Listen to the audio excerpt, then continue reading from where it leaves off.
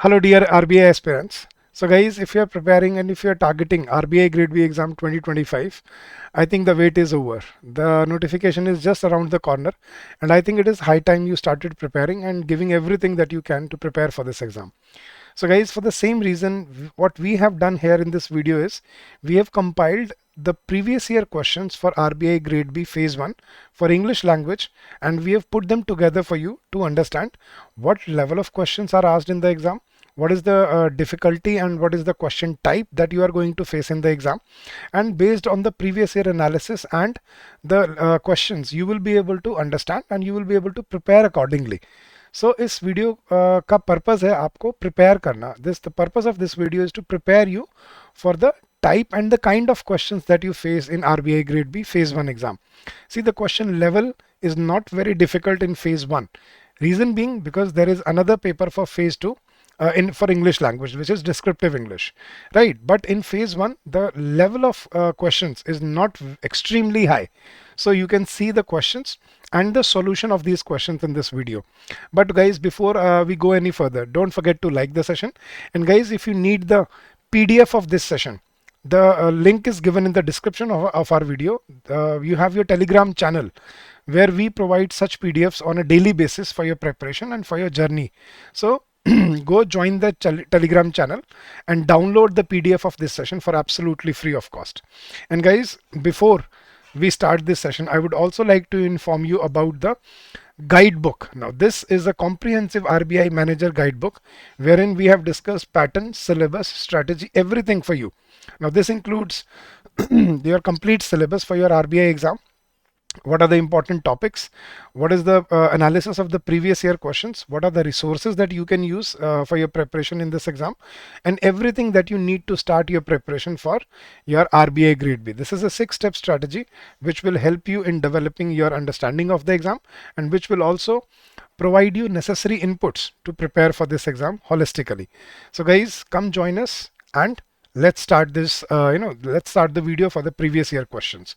Now, don't forget to again like the video and don't forget to subscribe to our channel. Now let's start solving the questions. So this is the first passage for you. Now this is a long passage, but what we need to do is, guys, reverse reading. We need to read the questions first and then we read the passage so that we understand what do we have to look for and where we can find the keywords to locate our answers. So question number 1, what happened when they entered into the valley? I don't know who they referring to here is, but okay, what happened when they entered into the valley? So what happened when they entered the valley? So that's the first question. In the given story, who had a hump on his back? So equal story, I think this is a passage on a story, some old story, fable or story, somebody with a hump on his back. So we have to find who had a hump on his back. What happened when they entered the valley? Then why did Taylor refuse to wait another day? So why did the tailor refuse to wait another day? We have to find that reason. Now question number 4, what could be an appropriate moral of the story? So we have to find the crux, the moral of the story. Okay, then what made the goldsmith amazed next day? So what amazed the goldsmith next day? So we have to find out that. There are some options given and then there are some choices. So there is a tailor or there is a goldsmith in the story, so we can just have a wild guess about the story. Somebody had a hump on his back. Now okay, now we are going towards the synonyms, antonyms. So hoary, whirling, comrade, and anticipation, and solitude. There were 5 synonyms and antonyms based questions. So this is the earlier pattern, guys, 2021, long ago. This doesn't this doesn't happen now, but this used to be the case earlier, when the paper pattern was different. Chalo guys, so let's read the passage and let's try to answer the questions in one go. So the story goes like this: a tailor and a goldsmith, right? The story is this: a tailor and a goldsmith were traveling together, and one evening when the sun had sunk behind the mountains, they heard the sound of distant music. which became more and more distinct. Okay, so they were traveling together and they heard sound of music, and they were, which became more and more distinct as they moved towards it. It sounded strange, but so pleasant that they forgot all their weariness and stepped quickly onwards. The moon had already arisen when they reached a hill on which they saw a crowd of little men and women.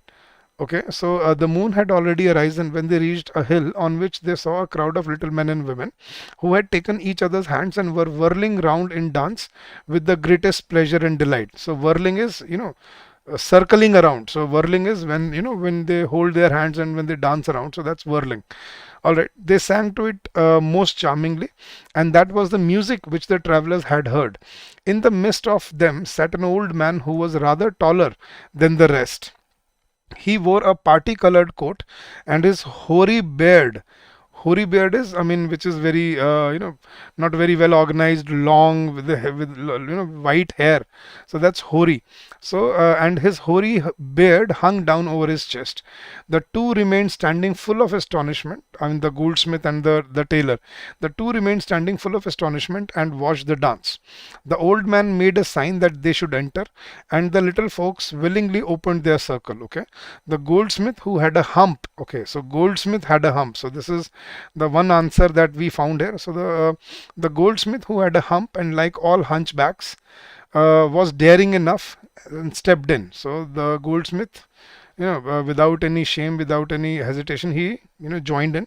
The tailor felt a little afraid at first and held back, but when he saw how merrily all was going, he plucked up his courage and followed. So he also joined. Later on, the circle closed again directly, and the little folks went on singing and dancing with the wildest leaps. The old man, however, took a large knife which hung to his girdle, whetted it, and when it was sufficiently sharpened, he looked round at the strangers. So the story is turning a little dangerous now. So the old man took out a knife, sharpened it, and he started looking at the strangers. Now they were terrified, but they had not much time for reflection, for the old man seized the goldsmith and with the greatest speed shaved the hair of his head clean off. And then the same thing happened to the tailor. So what the tall old man did, he hold their hands and he shaved their head, both of them. But their fear left them when, after he had finished his work, the old man clapped them both on the shoulder in a friendly manner, as much as to say they had behaved well to let all that be done to them willingly and without any struggle. So he appreciated them. He pointed with his finger to a heap of coals which lay at one side and signified to the travelers by his gesture that they were to fill their pockets with them. Both of them obeyed, although they did not know what use the coals would be to them. And then they went on their way to seek a shelter for the night. Okay, so that's the story, fable story. When they had got into the valley, okay, this is another answer, guys. What happened when they got into the valley, right? So when they had got into the valley, the clock of the neighboring monastery struck 12, and the song ceased. So when they entered the valley for their for their night, looking for for a boarding place for their night, the monastery struck 12 and the song had ceased. In a moment all had vanished, and the hill lay in solitude, that means alone, in the moonlight. So everything was vanished at 12 o'clock. All right, let's read further. The two travelers walked onwards and eventually found an inn. Inn is a hotel, and covered themselves up on their straw beds with their coats, but in their weariness forgot to take the coals out of them before doing so. A heavy weight on their limbs awakened them earlier than usual. They felt in the pockets. They felt in the pockets and could not believe their eyes what they saw, that they were not filled with coals but with pure gold. Okay, so the coals turned into gold overnight. Happily too, the hair of their heads and beards was there again as thick as ever. So their hair and beard had also grown back. They had now become rich folks, but the goldsmith, who in accordance with his greedy disposition, so goldsmith was the greedy one. So, but the goldsmith, who in accordance with his greedy disposition had filled his pockets better, was twice as rich as the tailor. A greedy man, even if he has much, still wished to have more. So the goldsmith proposed to the tailor that they should wait another day and go out again in the evening in order to bring back still greater treasures from the old man on the hill. The tailor refused and said, I have enough. and I am content. So that is so this is another question. Why did Taylor refuse to stay another day? Because he said, I have enough and I'm content, I'm happy, I'm satisfied. Now I shall be a master and marry my dear object, for so he called his sweetheart, and I am a happy man. But he stayed another day to please him, but he did stay another day just to please the goldsmith. Let's read further. In the evening, the goldsmith hung a couple of bags over his shoulders that he might be able to stow away a great deal, and took the road to the hill. He found, as on the night before, the little fox at their singing and dancing, and the old man again shaved him clean and made signs to him to take some coal. He was not slow, he was not slow about stuffing as much into his bags as would go. Went back quite delighted, and covered himself over with his coat. Even if the gold does weigh heavily, said he, I will gladly bear that. And at last he fell asleep with the sweet anticipation. Anticipation is expectation of waking in the morning an enormously rich man. When he opened his eyes, he got up in haste to examine his pockets. But how amazed he was when he drew nothing out of them but black coals, and that howsoever often he put his hands in them. The gold I got the night before is still there for me, thought he, and went and brought it out. But how shocked he was when he saw that it likewise had turned again into gold. So his previous night gold was also turned into gold. He smote his forehead with his dusty black hand, and then he felt that his whole head was bald and smooth, as was also the place where his beard should have been. So he also lost his hair. But his misfortunes were not over yet. Not yet over. And he now remarked for the first time that in addition to the hump on his back, a second just as large had grown in front of his chest. So he had grown another hump on his chest. He had one on his back. He grew another hump on his chest now. Then he recognized the punishment of his greediness and began to weep aloud. The good tailor, who was awakened by this, comforted the unhappy fellow as well as he could, and said, you could have been my comrade in my travelling time. Comrade is partner. So you could have been my comrade in my travelling time. You shall stay with me and share in my wealth. He kept his word, and the poor goldsmith never wanted for anything, but he was obliged to carry the two humps as long as he lived, and to cover his bald head with a cap. So that is the story of greediness. So what happened when they entered into the valley? They covered themselves up on their straw beds with their coats. They saw an old man. The clock of the neighboring monastery struck 12 and the song ceased. They pointed with their fingers to a heap of coals. No. So clear answer is option C. I had marked it, underlined it. What happened when they entered the valley? The clock of the neighboring monastery struck 12 and the song stopped. So option C is your correct answer. In the given story, who had a hump on his back? The goldsmith. The tailor, no. So correct answer is option number B. The goldsmith had a hump on his back. See guys, this is what we call reverse reading. Read the questions first so that you are prepared to what to look for, and then you are able to answer very easily. And you don't need to read the passage and refer to the passage again and again. You will find your answers in one go. So question number 3, why did Taylor refused? Why did the tailor refuse to wait another day? Because he was extremely tired? No. He got disappointed because he found less gold? No. Because his pockets were filled with coals? No. Because he had enough gold and he was a happy man? Yes. So option D is the correct answer. Question number 4, what could be an appropriate moral of the story? A tailor and a goldsmith. The result of greediness is always harmful. Okay. There is a victory ahead of fear? No. The importance of contentment and satisfaction in life? No. The story was about the result of greediness is always harmful. So option B is the logical answer here. Next question guys, what made the goldsmith amazed next day? He drew nothing out of pocket but black coals. Yes, that is true. He found his whole head was bald and smooth. Yes. He found a second hump has grown on his back. No, not on his back but on his chest. So this is incorrect. The gold he got the night before was turned into coal. Yes. So 1, 2 and 4. Is there any option for 1, 2 and 4? What made goldsmith amazed next day? 2, 3 and 4. Okay, all follow but except 3. Yes, so all follow except 3. 3 was incorrect. 1, 2 and 4 were correct. So all follow except 3. So option C is your correct answer guys. All right, question number 6. Now we have to find the synonym of the word hoary. Hoary, I told you, hairy beard. So old-fashioned, modern, designer, developed, none of these. So old-fashioned is hoary. See, right, long, old, white-haired beard. That's hoary. So hoary is old-fashioned. right? Now another question for synonym is whirling. Whirling is, circling around, dancing in a circles. So whirling is creeping, dragging, rotating, crawling. So correct answer is rotating, dancing in circles. That's called whirling. Whirlpool, right? You have heard of the, of the company Whirlpool washing machine. So what is whirl? Circles, circles, and consecutive circles. So that's whirling. Question number 8, guys. Comrade. Comrade is your partner. So challenger, nemesis, companion, arch enemy. No, the correct answer is companion. So challenger and nemesis, arch enemy, they are opposite. They are enemies. And okay, then now you have to find the opposite.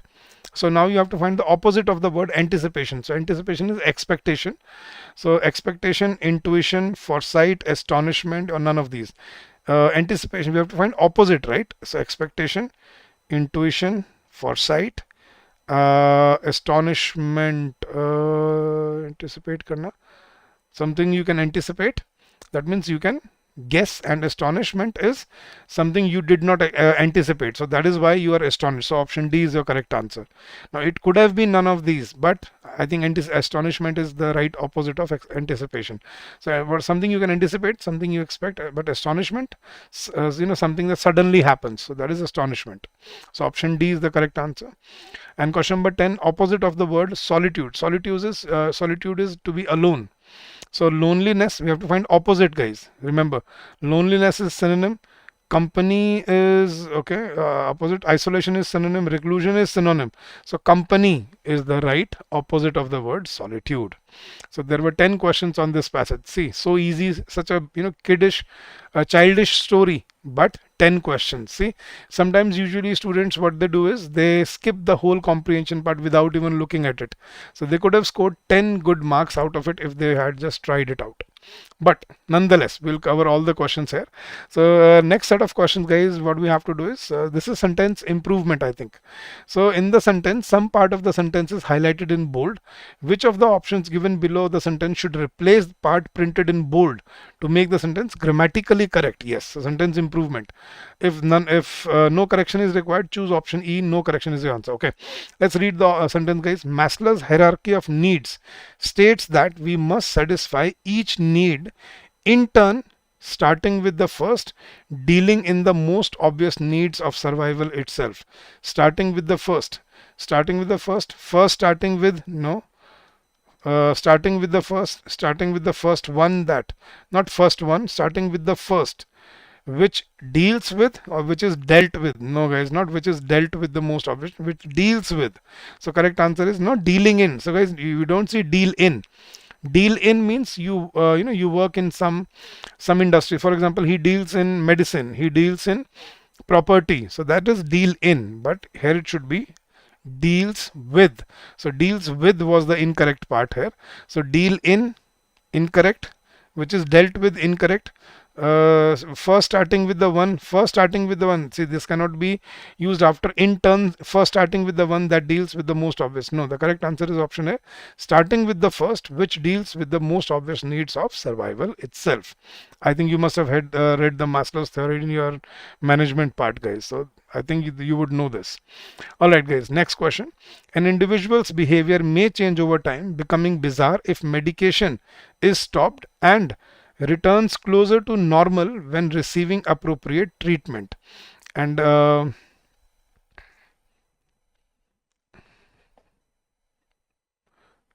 individual's behavior may change over time, becoming bizarre if medication is stopped, and returns closer, and can return closer to, while returned closer to, no, and returning closer to normal when receiving, after returning close, no. So it can be only and can return closer to normal when receiving appropriate treatment, and returning closer to normal. See, guys, when you continue the two verbs with the same, when you connect two verbs with and, they have to be in the same form. So becoming bizarre if medication is stopped, and returning closer to normal when receiving appropriate treatment. So not can return. So it has to be, see, if becoming is used in ing form and they are connected with and, so the next verb should also be in the same form. So returning is the correct answer. So option C is the right answer here, guys. So guys, you have to be very, you have to be very clear with your grammatical concepts if you want to tackle such questions in your exam. All right, guys, question number 13, building peace and transcending regional and global conflicts. So building peace and transcending regional and global conflicts cannot be left entirely to the action and violation of political leaders. Cannot leave entirely, no. Could not be left entirely, for the action and violation, no, not for the action. Cannot be left entirely for the action and violation, from no. Should not be left entirely to the action and violation for political leaders, no guys. See, building peace and transcending regional and global conflicts should not be left entirely to the action and violation for, we can't use for here, so it should be violation of political leaders. So cannot be left entirely to the action and violation of political leaders. So no improvement required. The sentence is correct as it is. Alright guys, question number 14. Opposing the free trade, some argue, is tantamount to support economic injustice. Guys, tantamount is always followed by to plus verb, ing form of the verb. Remember this. So this, if you know the concept, if you know the rule of thumb, you'll be able to find your option very easily. So opposing free trade, some argue, is tantamount, no. Some argue opposing free trade is tantamount of, no. Tantamount with, no. Is tantamountly supporting, doesn't make any sense. Is tantamount to supporting, yes, economic justice. So as I told you, is tantamount to, not support, is tantamount to supporting. So option D is your answer here. So opposing free trade, some argue, is tantamount to supporting economic injustice, right? So option D is your clear answer, guys. All right, let's move to the next passage. So this was the second passage that was given in the exam. So it was, a tricky paper for the students, but we'll try to solve each and every question. So let's look at the questions first. Let's again practice reverse reading. Which of the following is true about smartwatch's role? Which of the following is true about smartwatch's role as per the passage? So we have to find the role of the smartwatches. So passage is going to be about smartwatches. Which of the following best summarizes the passage in one line? So we have to find the summary of the passage. As per the passage, can smartwatch be used as a substitute for medical professionals? So this is a question. Can smartwatch be used as a substitute for medical professionals? So can we use a smartwatch as a substitute for medical professionals? Question number 18, we have to find a synonym of the word palpitations, which is given in bold. We have to find the opposite of the word, antonym of the word infallible. Infallible, I know what it is. And last is, again, we have to find the opposite of the word invasive. Okay. So the passage is going to be about some role of smartwatches, and can smartwatches be used as a substitute for medical professionals. So that's what I got from reading the questions. But let's read the passage, guys. Smartwatches can be a great tool for heart health monitoring. So he's saying, he's given a statement, smartwatches can be a great tool for heart health monitoring. Most popular smartwatches on the market offer a heart rate monitor function, which has been primarily used by fitness enthusiasts for tracking their activity levels during a workout or throughout the day. Tracking heart rate is a great way to chart your own personal metabolic rate and allows you to compare your rate of exertion to other members of your age group, giving you a great indicator of your health heart. So this is what these Fitbits and Apple watches, that's what they do. They track your heart rate and they tell you, about your health, and you can compare it with others of the same age. Heart rate monitoring can be a fun metric to track, but it is also one of the cardiologist's primarily tools for assessing whether your health is functioning properly. So it can be a fun tool, but it is also one of the cardiologist's primary tools for assessing whether your health is functioning properly. So heart rate monitoring is very important. Anyone can check their heart rate by pressing a hand against their wrist, which checks the flow of blood in the radial artery, and or by pressing a hand against the neck, which checks the carotid artery. Physicians often use an electrocardiogram, ECG या EKG जो we see in the hospital, to interpret a patient's heartbeat. An EKG offers information that can tell your doctor 4 things: whether your heartbeat is irregular, is your heart enlarged, whether your heart is getting enough oxygen, whether you have had a heart attack in the past. So these are the four things an ECG or EKG can interpret to your doctor. So whether your heartbeat is regular, if your heart is enlarged, whether your heart is getting enough oxygen, and whether you've had a heart attack in the past. Okay, no answer up till here, guys. Smartwatches track heart rate in a similar way as checking the pulse, but without the use of physical pressure. So smartwatches also track your heart rate in a similar way as checking your pulse. Popular smartwatches from brands like Apple, Samsung and Fitbit use photoplethysmography to detect a heartbeat. Now this is the process of projecting a green light on the skin, which gets absorbed by the blood. More green light being reflected is related to lower blood flow, which indicates that the heart is in between beats. So while smartwatches are not as complex as an EKG, new studies have shown that they may be capable of detecting one of the same health issues that an EKG can. They may be capable. Irregular heartbeat, also known as atrial fibrillation or AFib, is a health condition that can be a precursor to serious cardiac events and stroke. Testing for AFib is a simple but important process for older adults, and it's important to contact a doctor if you have experienced symptoms which include heart palpitations. Palpitations is the thumping sound of your heart. So that's palpitation. So what is he saying? Testing for AFib is a simple but important process for older adults, and it's important to contact a doctor if you've experienced symptoms which include heart palpitations, shortness of breath and chest pain. Alright, some forms of AFib are harder to detect, however, and having a heartbeat enabled smartwatch might be a great tool for finding the condition sooner. A study funded by Apple in the New England Journal of Medicine found that smartwatches had the capacity to detect AFib but weren't necessarily reliable. So they weren't necessarily reliable in always detecting it. So they can't always detect it. Of the 400,000 participants in the study, 52% received an alert from their smartwatch that they had experienced episodes of an irregular heartbeat after 117 days of monitoring. So almost 4 months. Of those that saw a doctor after the notification, it was found that 70% of them experienced irregular heartbeat after taking a long-term EKG test. This shows that smartwatches can be used to detect AFib, but they will not catch it in 100% of the patients. So they can be used, but they're not reliable. They'll not catch it in 100% of the patients. Let's read further. There is an anecdotal evidence of smartwatches saving lives, but they are useless without the work of medical professionals. This is one of the answers, guys. So they are useless without the use of work of medical professionals. So can smartwatches replace medical professionals? No. Smartwatches are a great way to monitor your heart rate and take an active step in understanding heart health, but they are not medical equipment. So they cannot be used as medical equipment. Smartwatches may be capable of detecting AFib, but they are not infallible. What is infallible?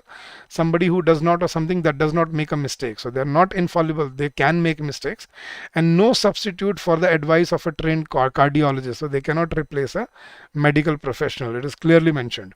Now, if you're experiencing uncomfortable symptoms like weakness, reduced ability to exercise, fatigue, lightheadedness, shortness of breath, or chest pain, it's imperative to speak to a medical professional regardless of whether you are wearing a smartwatch. AFib can be treated with myriad of both invasive and non-invasive options. Invasive is invade. Invasive is the word which derives from the word invade. So when doctor has to do some procedure. So AFib can be treated with a myriad of both invasive and non-invasive options, with blood thinners being a simple and effective solutions for many patients. But it's also important to consult a cardiologist early. So guys, okay, that was the passage. Let's solve the questions now. Which of the following is true about smartwatch's role as per the passage? It is used as a widespread screen for atrial fibrillation? No. It works as a generic barometer and cannot be deemed as a medical device? Yes. It monitors and assesses people comprehensively outside of the clinical setting? No. They are not replacement of a medical device, remember. It is majorly used by younger strata of the population? No, none of these. So clearly option B is your clear answer, guys. It works as a generic barometer and cannot be deemed as a medical device. So that is true about smartwatch's role. Question number 16. Which of the following best summarizes the passage in one line? AFib is permanent and medicines or other treatments can't restore a normal heart rhythm. No. How smartwatches can bypass the need of clinical laboratories. Is that the summary? No. Using smartwatches to detect AFib, cardiac arrest remedy. No. The watch is smart but cannot replace your doctor. Yes. Use of photoplethysmography to detect a heartbeat. No guys, clearly option D is your answer. That's the summary of the passage, that smartwatches are a good tool to track your health, but they are not replacement of your doctors. Next guys, as per the passage, can smartwatch be used as a substitute for medical professionals? Definitely no. So clear answer is yes, yes, no, no, definitely no. So guys, they cannot be used as a substitute for medical professionals. Clearly option C is your answer. Next, question number 18. We have to find the synonym of the word palpitation. Palpitation is the heart throbbing. So synonym, right? Closing, stability, retreat, motionless, or thumping. Yes, as I told you, palpitations is a thumping sound that your heart makes. See, when you run, after you run, your heart keeps on beating fast. So that's what we call palpitations or thumping. Now we have to find next, question number 19. Opposite of the word infallible. Infallible is somebody who can make somebody who does not make mistake, right? That's infallible. So we have to find opposite of somebody who can somebody who does not make mistakes. So errant. Apodictic is no. Apodictic is somebody who's an expert. Efficacious, something is very adept. Impeccable, no. Uncanny, these are all synonyms. We have to find the antonym. So errant is the right antonym, guys. Errant is from the word error. So infallible, something or someone that does not make a mistake, and errant, which can make a mistake. So that's the right opposite word of this. And question number 20, again opposite of the word invasive. Invasive is from invading. So incursive, defensive, yes. Invading, no. Encroaching, no. Trespassing, no guys. See, A, C, D and E are synonyms. Incursive, invading, encroaching and trespassing, these are synonyms. The opposite of the word is defensive. So invasive, defensive. So that's the right opposite of the word invasive. So guys, I hope you've understood how to solve comprehension passages in the exam. Alright guys, let's move to the next question. Now, what needs to be done? Each question contains 3 statements, one or more of which may not be grammatically correct. You are required to identify the incorrect statements from the options given below. Okay. So we have to find the erroneous statements, guys. You have given 3 statements and you have to find if any statement has an error in it. So the IMF has pressed Pakistan, International Monetary Fund. The International Monetary Fund has pressed Pakistan to improve tax revenue collection. Tax revenue collection, this is correct. Pakistani rupee had depreciated by 30% against the US dollar. Again, yeah, against. So I feel guys, Pakistani rupee had depreciated by 30%, not again. It should be against the US dollar. So that's the comparison of 30%. So that's incorrect. Pakistan's credit rating were downgraded by S&P, which cited diminished growth prospects. Pakistan's credit rating were or was. It should have been ratings were or it should be rating was. So rating were is incorrect. So option 2 and 3 had error in them. So option 2 and 3, yes, option C is your clear answer. So that's how you solve error detection questions, guys. Next question. The Rafale issue was raised before the Supreme Court, which did not find any substance in the allegations. The Rafale issue was raised before the Supreme Court, which did not find any substance in the allegations. Correct? Finance Secretary is only a designation given to the senior most secretary in the Finance Ministry. Okay, Finance Secretary is only a designation given to the senior most secretary in the Finance Ministry. Correct? Under the original proposal, 18 warplanes were to be procured in a flyaway condition. Under the original proposal, 18 warplanes were to be procured in a flyaway condition. Correct? So all the sentences are correct. All are correct. Option E is your correct answer, guys. All right, next question, guys. Now we have a cloze test with us. So not cloze test. Let's read the option instructions first. In the following passage, some of the words have been made bold. each of which is preceded by a letter. Okay, so some of the words have been made bold. You can see the bold words, and it is preceded by a letter. Find the suitable word from the options given below that could replace the bold word so as to make the paragraph meaningful. So we have to find not just the word that can fit here, but the replacement of this word. So we have to read the passage first and then we will solve it.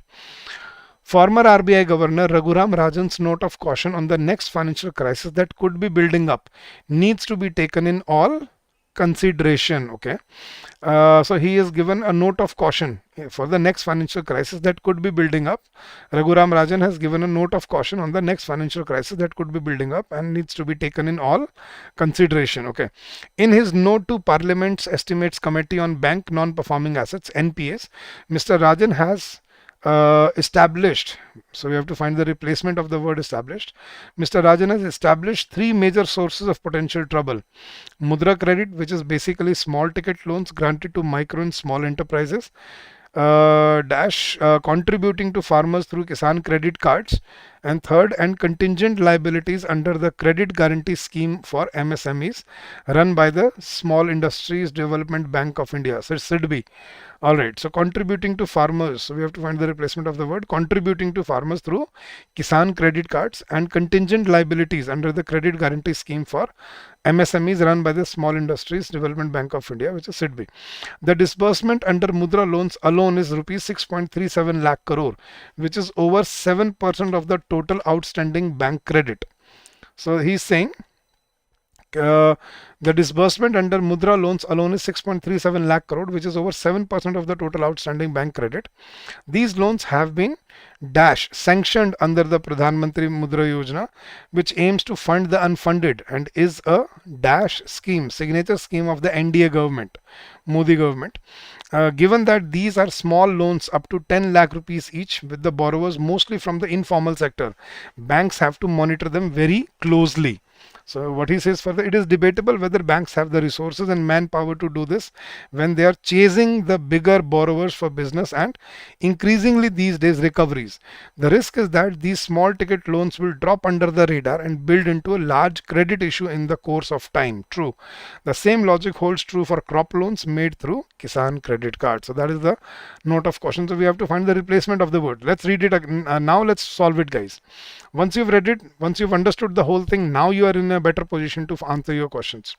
So former RBI Governor Raghuram Rajan's note of caution on the next financial crisis that could be building up needs to be taken in all consideration. So needs to be taken in all consideration. Constitution, no. Needs to be taken in all yield, no. Needs to be taken in all seriousness, yes. Stability, no. I think, guys, not consideration. It needs to be taken in all seriousness because it's a note of caution. So it needs to be taken in all seriousness. So that's the correct answer. Let's go to blank B. In his note to Parliament Estimates Committee on Bank Non-Performing Assets (NPAs), Mr. Rajan has three major sources of potential trouble. Mr. Rajan has established, utilized, no. Determined, okay. Flagged, guessed, no, not guessed. Flagged, determined, or established is to construct something. Establish is not correct. Determined or flagged, three potential sources of trouble, right? Mr. Rajan has three major sources of potential trouble. So guys, you flag potential trouble, you don't determine. Determine is to understand, but flagging is to red flag, right? So Mr. Rajan has flagged three major sources of potential trouble. Mudra credit, which is basically small ticket loans granted to micro and small enterprises. Then contributing to farmers through Kisan credit cards. Contributing to farmers through Kisan credit cards. Borrowing to farmers. Lending to farmers. Helping to farmers cannot work. Borrowing to farmers, no. Assisting to no, not assisting to. Lending to farmers or contributing to farmers through Kisan credit cards. So guys, you don't contribute, you lend through Kisan credit cards. So lending is the right word. So lending to farmers through Kisan credit cards and contingent liabilities under the credit guarantee scheme for MSMEs run by SIDBI. So that is correct. So lending to farmers, not contributing to farmers. Next, the disbursement under Mudra loans alone is rupees 6.37 lakh crore, which is over 7% of the total outstanding bank credit. These loans have been sanctioned under Pradhan Mantri Mudra Yojana. These loans have been sanctioned, processed, given, distributed, disturbed. So guys, loans are sanctioned, processed, given or distributed, not distributed, not I think sanctioned is correct guys. Loans are sanctioned, they're not processed or distributed or given or spread out, so they are sanctioned, so this is correct. So sanctioned is correct here. So these loans have been sanctioned. Loans are sanctioned guys under the Pradhan Mantri Mudra Yojana, which aims to fund the unfunded and is a signature scheme of the NDA government. Signature scheme, yes guys, signature scheme, promising scheme, loyal scheme, no, trademark scheme or capable scheme. Guys, I think the correct answer is trademark scheme. Signature is signature, but trademark is something they are known for. So it's a trademark scheme for the NDA government. So that's the right answer for your last blank. All right, guys, let's move to the last two questions of this exam. Okay, in each of the questions given below, a phrase or idiom is given in the bold, okay, followed by 5 sentences with some part of it as capitals. Okay, so idiom is it's a phrase, I think, idioms and phrase. So one idiom is given and then 5 sentences are given and some part of it is given in bold. Okay, you have to not capital, you have to identify the sentence in which the bold part can be replaced by the given bold phrase or idiom to make the sentence grammatically or contextually correct. Okay, so we have to find the right context in which we can use this this idiom, enter upon. So enter upon is to enter something or to start something. I have no time to enter upon tittle tattle. No, tittle tattle is small talk. Second, the president has just moved on, or the president has just entered upon another term of office. The president has just entered upon, yes, started another term of office. It can be used. There is a narrow bridge ahead, so you should enter upon. No. She laid aside, she entered upon her knitting to rest her eyes for a moment. She entered upon. No. He launched into, he entered upon a long series of excuses for his behavior. No guys, clearly option B is your correct answer. The president has just entered upon another term of office. That means he has started another term in his tenure. So that's the right usage. And another question like this, profit from is to benefit from something. So when I try to lift the cup, the handle, profit from. No. The army was profit from the valley after the battle. No. His protracted illness has profited from a lot. Doesn't make sense. I've immensely profited from her sound advice. I have immensely profited from her sound advice. Yes. He worked hard to profit from his large family. No guys, profit from is to get benefited. So option D is your clear answer. I have immensely profited from her sound advice. That means the advice she gave me, that has helped me, benefited me a lot. So option D is your clear answer.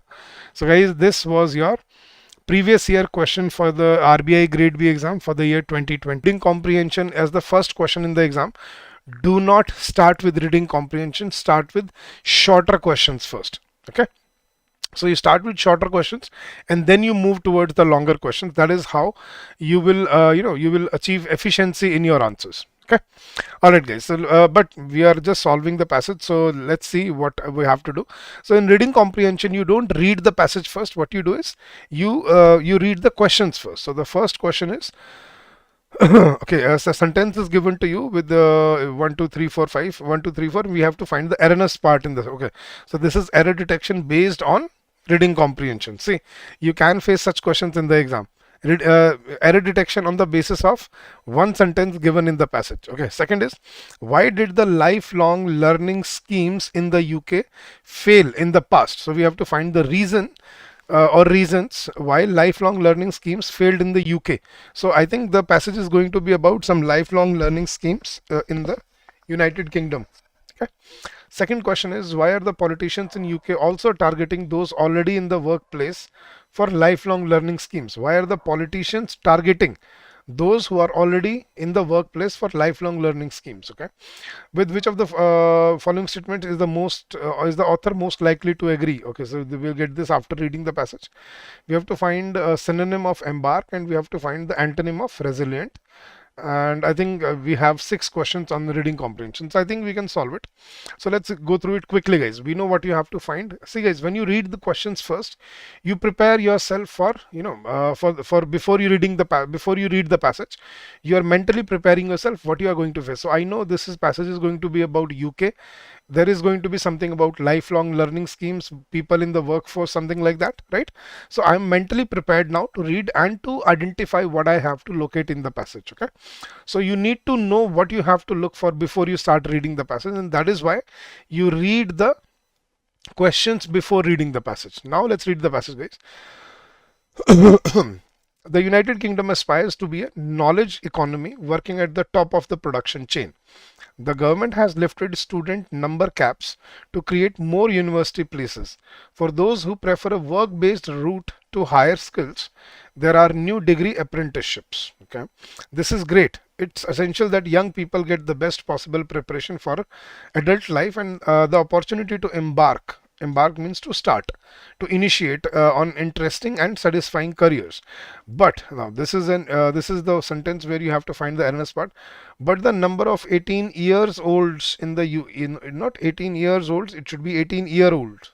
So, but the number of 18-year-olds in the UK population is falling, and the Office for National Statistics predicts that more than a third of the UK workforce will be over 50 by 2020. So, we also need to consider those already in the workplace. So, now that's why they are considering people who are already in the workplace, because 1/3 of the UK population will be over 50 by 2020. So, that is why they are targeting people who are already in the workplace. So, we have found 2 answers in this one sentence only. Next, politicians are beginning to take notice. One of the labor leaders has called for a national education service or learners at every stage of life. Okay, and the current government is considering whether the time is right to look again at lifetime learning support in its most recent budget.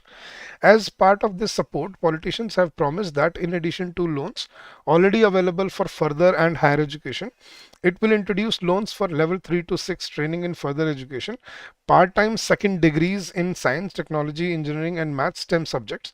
So science, technology, engineering and maths subjects, and postgraduate taught master courses. Okay, so why not introduce lifetime learning accounts for everyone? As with further and higher education loans, the money could go straight from the government to a reputable provider, preventing fraud, and would be repaid by the student once they were earning above a certain income, increasing affordability. Okay, that is the point. Sadly, now they're talking what happened in the past. Sadly, the last attempt to provide support to learners in this way ended in disaster. The Labour government's 1997 manifesto promised individual learning accounts, a fairly small amount of public money, supplemented by an individual's own savings that could be used to pay for training, for example, by women returning to the workforce. Although the basic idea made sense, money was lost to fraud. The government was accused of, so there was a fraud, government was accused of incompetence, and the whole policy became toxic. The new skills account were introduced in 2008-9 but provided little more than careers information for graduates, so it was also not helpful. So if so many past initiatives have failed, why bother introducing new ones? There are several potential benefits, not least making the system simpler by putting financial support for further and higher education in one place. These accounts could also provide a convenient vehicle for new and or exceptional funding. When a major company goes under, the government usually provides support to retain people who have lost their jobs. Instead of providing money to the bureaucracy, an entitlement could go directly to the workers' accounts, making it easier for them to control their route into a new job. It is unlikely that the government will change the system in one fell swoop, and probably inadvisable that it should. But little by little, new flexibilities could be introduced. Loans could have been affordable cap. Loans could have an affordable cap and could be drawn throughout students' lives as required. Those who are uncomfortable with carrying a lot of debt could draw money in modules, paying each one off before moving to the next. There would have to be a more collaborative mindset, with the universities and colleges actively encouraged to work together to create clear progression routes. This could work for both parties. Universities could help students to convert their further study into degrees, and colleges would be able to help people with professional degrees access appropriate professional development. Now, these measures would make it possible for us all to learn throughout our lives and be more resilient. That means more, resilient is to be sturdy, to be tough. right? To be more resilient to the ups and downs of the modern labor market. Let's recognize that jobs are no longer for life and education is not just for the young. So that is what they are putting across. So that is why they need people to in the workplace. So let's look at the questions now, guys. But the number of 18 years olds, I told you this should be not 18 years olds. It should be the number of 18-year-olds in the UK population is falling. So option A is your correct answer. It should be number of 18-year-olds, not 18 years old. See, the concept is from nouns, that if a number is followed by two or more nouns, the noun in the middle start acting as adjective, and adjectives are not used in plural forms. So 10-year-old boy. So 18-year-old population. So it should be 18-year-olds, not 18 years olds. So option 1 is the correct answer. Second, guys, why did the lifelong learning scheme in the UK fail? The personal savings invested by public for training was lost to fraud. The government utilized the money paid by the public in foreign investment. No, this is incorrect. And third, the skills accounts of 2008 provided nothing but careers information for graduates. Yes, so option 2 is absolutely correct. So we can eliminate options with option number 2. So we are left with 1 and 3. So that is the correct answer. Yes. So the savings invested by public was lost to fraud. We found that. And then they'll also lost skills account in 2008 and 9, but it was nothing more than career information for graduates. So option 1 and 3 were correct. Next question, guys. Why are the politicians in UK also targeting those already in the workplace for lifelong learning schemes? The future of economy depends on the senior citizens of the nation. The number of young in the nation is declining, and in the coming years, more than a third population would constitute the middle-aged. Yes, that's the right answer.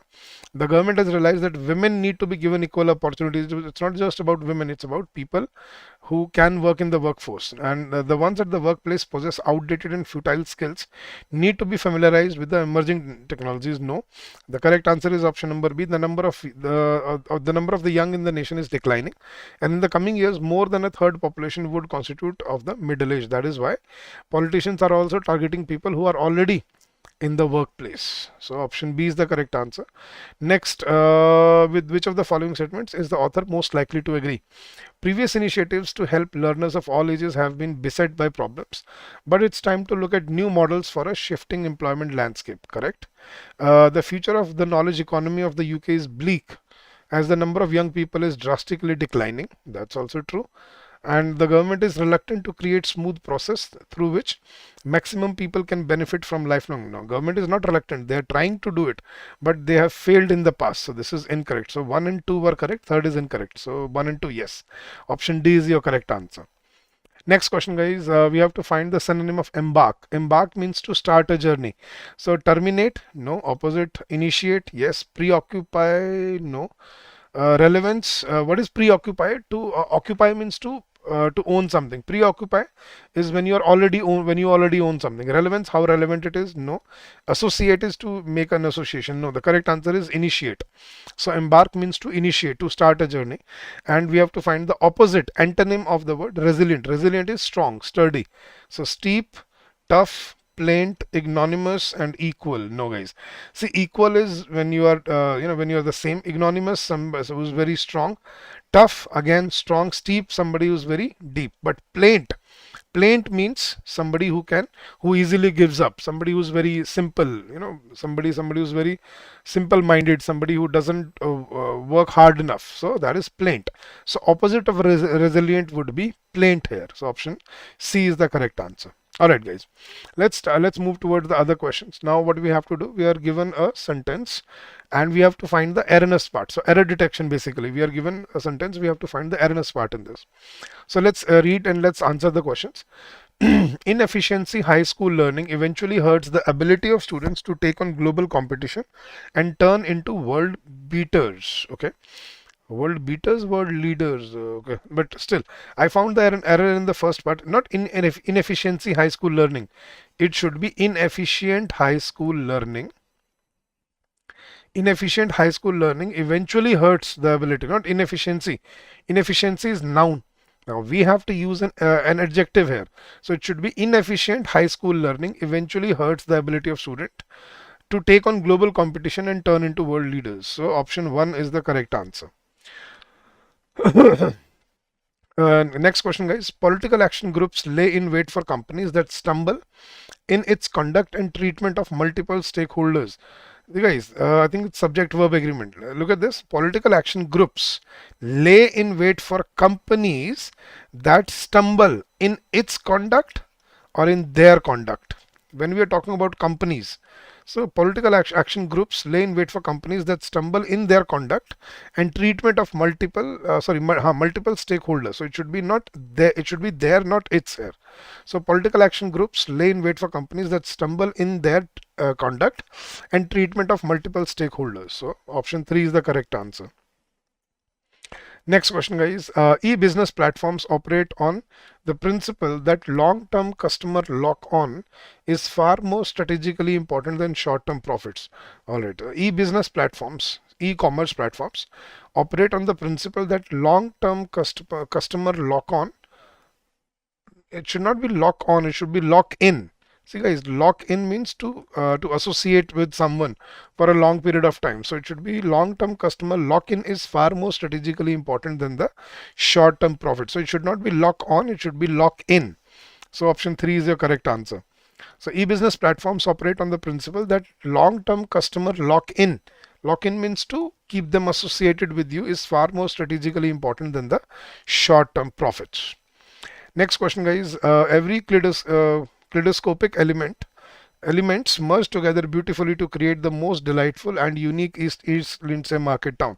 This is very simple, guys, easily recognizable. It should see, guys, every is a singular word, it cannot take a plural noun with it like this. So it should be every kaleidoscopic element merged together beautifully to create the most delightful and unique East Lindsay market sound. It should be element, not elements. So option A is your correct answer. Next question, guys. Now we are given double fillers. So we have to look at the double fillers. We are given two sentences.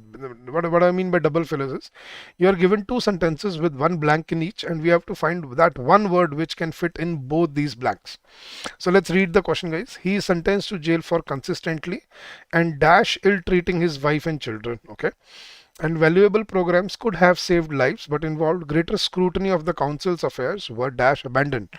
And carelessly ill-treating, allure is to lure someone, no, abating is to abet, is to save someone, abating. Impassively is indirectly, droopingly, no, droopingly, abandon. It should be carelessly, guys, inconsiderately. So he's sentenced to jail for consistently and carelessly ill-treating his wife and children. And second, valuable programs that could have saved lives but involved greater scrutiny of the council's affairs were carelessly, inconsiderately abandoned. So carelessly fits both the context absolutely well. So option A is your correct answer, definitely, guys.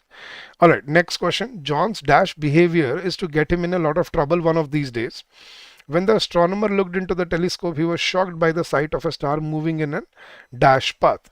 So John's dash behavior, peculiar is specific, so that's not correct. Abnormal behavior, yes. Deviation behavior, no. Exceed is a verb, can't fit here. And aberrant behavior, yes. So we have to choose between abnormal and aberrant. So John's abnormal behavior or aberrant behavior is to get him in a lot of trouble one of these days. Both can fit here. But in second sentence, when the astronomer looked into the telescope, he was shocked by the sight of a star moving in an abnormal path or aberrant path. See, guys, we don't have stars moving in abnormal path. Aberrant is the right word. Aberrant is deviated path, not not functioning on the usual path that it moves, but aberrant is deviated path. So and John's aberrant behavior means deviated behavior, changed behavior. So option E is your correct answer. Aberrant is the right word, not abnormal. Abnormal behavior is correct, but abnormal path of a star, that does not fit in in scientific terms. So stars don't move in abnormal paths. They can on the other hand have aberrant path, by the way.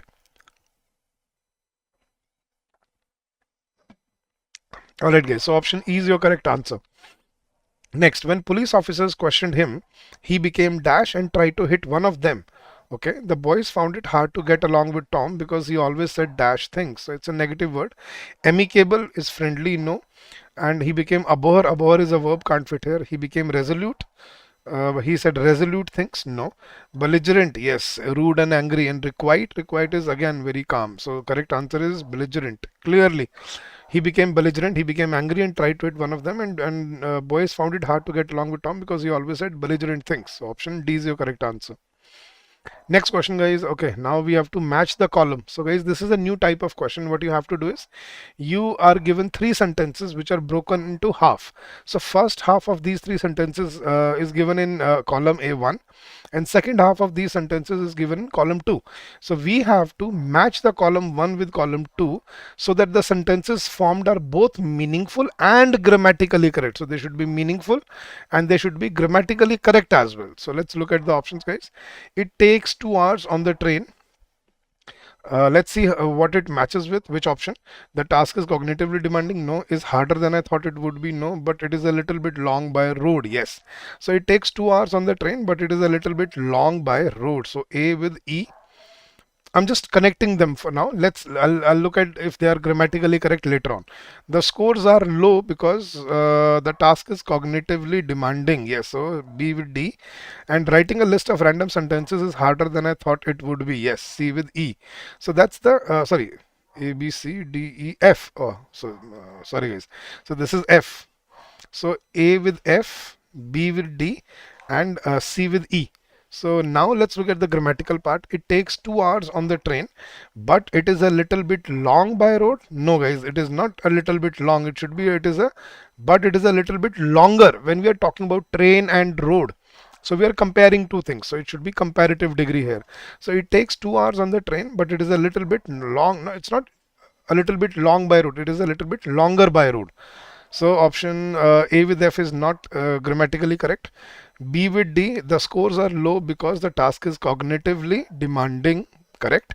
Writing a list of random sentences is harder than I thought it would be. That's also correct. So B with D, C with E. है कहीं पे B with D, C with E. Yes, option D is your correct answer. So we have to practice such questions so that we can improve our time here. Let's look at another question. While you were playing the video game, your wife washed the clothes. Strong protocol for no, for a synchronous no. So A with I think D. Strategies discussed at a meeting included a study plan. A strong protocol for safe carcass no. For a synchronous coordinates survey in 5 states. Strategies discussed at a meeting included a study plan for a synchronous coordinated survey in 5 states. Okay. So B with F. Let's see. The group emphasized on having a strong protocol for safe carcass disposal. Yes, so C with E. Now let's look at the grammatical part. While you were playing the video game, your wife washed the clothes. So A with D. But while you were playing the video game, your wife, it should not be your wife washed, it should be your wife was washing the clothes. So see, when we use while, we are basically referring to two simultaneous actions, but second action is not simultaneous, so this is not grammatically correct. So it should have been while you were playing the video game, your wife was washing the clothes, but it's not correct. So let's look at the second option. Strategies discussed at a meeting included a study plan for a synchronous coordinated survey in 5 states. Looks correct. Yes. And then the group emphasized on having a strong protocol for safe carcass disposal. The group emphasized, see guys, this is incorrect. We do not use on after emphasize. See, the group emphasized having, not emphasized on having. So we do not use emphasized on. So this is also incorrect. So it should be B with F. Yes, option C is the correct answer here. The group insisted on emphasis. Acha, oh, okay. No, guys. I made a mistake here. I think insist is not followed by. If I'm not wrong, insist is not followed by on. Emphasized and pressurized on is correct. So yes, C with E is also correct. But B with F is not the right combination. So B with D, no guys. No, I think this is incorrect. So option, the group, just give me a second guys. Let me just confirm if we can use emphasized.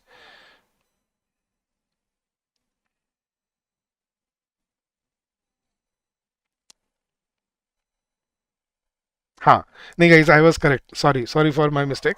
Again, this is incorrect. We do not use on after emphasized. We do use insist on. मैं वही confuse हो रहा था कि insist के बाद on use होता है या emphasized के बाद किसी एक के साथ होता है और एक के साथ नहीं होता, मुझे जहां तक याद आ रहा था. But I am correct now कि emphasized के बाद on यूज नहीं होता, insist के बाद persist on and insist on होता है, लेकिन emphasized on नहीं होता. So C with E is incorrect. So option C is definitely correct, guys. B with F is the right answer. Okay, sorry for the mix-up. All right, next question, guys. After a disaster, the Red Cross works with community partners to provide hot meals. Means to convey information is no longer online. So I think D is correct. A with D. The memory we used to share means to convey information. Here is B with F is no longer coherence. And plants use electrical chemical means to convey information. Yes. So C with E. So A with D. Sorry. A with D, B with F, and C with E. Now let's look at the grammatical part. After a disaster, the Red Cross works with community partners to provide hot meals. This is correct. The memory we used to share is no longer coherence. No, guys, this is incorrect. It should be coherent. Coherence is noun, it should be coherent, adjective. So this is incorrect. The memory we used to share is no longer coherent. I do not remember what we used to share. And third, plants use electrical chemical means to convey information. Absolutely correct. So A with D, C with E. A with D, C with E. Yes, option A is your correct answer, guys. Next, crude oil prices recovered some ground. We realize after significant losses in the previous day in Italy. Yes, so A with E. His blue coat was dirty. We realize we are all the same. Neatly folded and kept. No, it does not match with any of them. We realize we are the same. Neatly folded and kept. No, guys. This is also possible. It might not connect with any of them. Let's all be unique together until we realize we are all the same. Yes. So A with D. So B with F does not make any sense. His blue coat was dirty, neatly folded and kept. So how is it dirty and neatly folded and kept? So that's incorrect. So let's see. Crude oil prices recovered some ground after significant losses the previous day. Okay, A with E. All right, and let's all be unique together until we realize we are all the same. That's also correct, guys. So A with E and C with D. A with E, no, not this. A with E and C with D. Yes, option E is your correct answer, guys. So that's how you solve these match the column based questions, guys. All right, now we move into the next question. What we have to do, we are given 5 sentences. We have to find which is the right, rearrangement of sentences. Okay, guys. So let's solve them. Epidemics, much like wars or natural disasters, profoundly influence the course of history.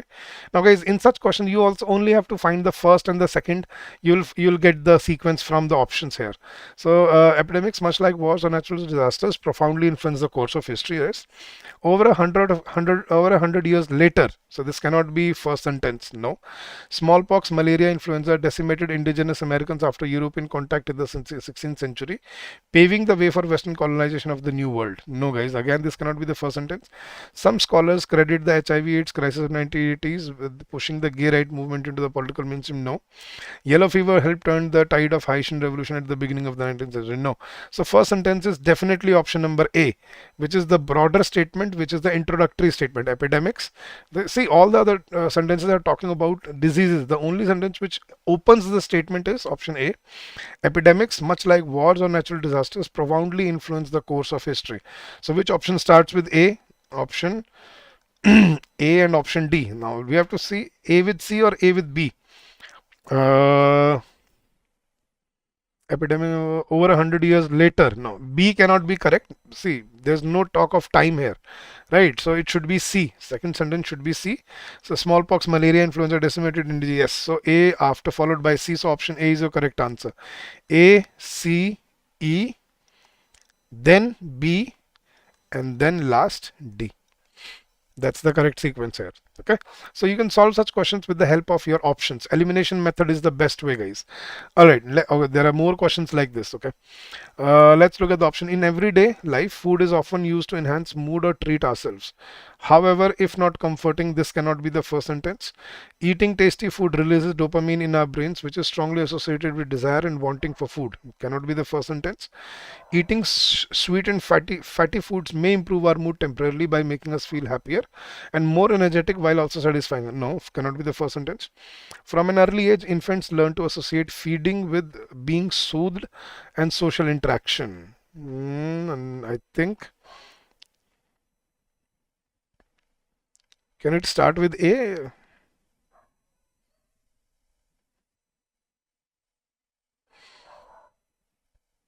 Hmm. Yes, guys, I think the first sentence is option number A here, correct. So the correct sequence is, I have found the correct sequence. See, after A, now we have to find the second sentence. Can A be followed by B? However, if comfort eating becomes a habit, it often comes. No. So correct sequence is, first is A, second is C. Eating tasty food releases dopamine in our brains, which is strongly associated with desire and wanting for food. Then third is option number E. From an early age, infants learn to associate feeding with being soothed and social interactions. So yes, and then B. However, if comfort eating becomes a habit, it often comes with health costs such as weight gain. And eating sweet fatty food may improve our mood temporarily, but while also satisfying our hunger. So correct option is option number A. So that's the correct answer, guys. So option A is the right answer. All right. Uh, let's uh, let's move to the next question. Okay, again, you have to find. So there are many sentence rearrangement based questions in 2022. That's why the paper was difficult for students. But still, let's see, guys. We can find the answer by by elimination method. Even as modern science grapples with rapidly declining bee population, we could look back and take a lesson on sustainability from ancient culture of Adivasis of the Nilgiris, covering three states of Kerala, Tamil Nadu. No, this cannot be the first sentence. Of these, this also cannot be the first sentence. Traditionally, these tribes, no, cannot be the first sentence. In recent times, with reduced forest cover, climate change, and government restrictions, it has become increasingly difficult for these tribes. Cannot be the first sentence. So, first sentence is definitely option number A.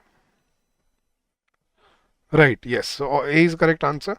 I mean, A is the first option. Now, let's see ACE or ABC. Hmm. No, it should be A, then B, not of these. It should be A, first sentence should be A, then second sentence should be B. So A, B, I think it is clearly, there is no sequence required here, guys. A, B, C, D, E. It's definitely that. So the option D is the correct answer, guys.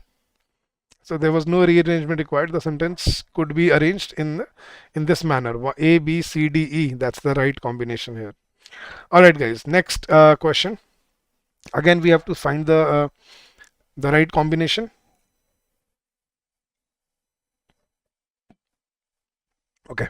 Panic buying and stockpiling are likely responses to heightened anxiety, fear, and uncertainty about the future.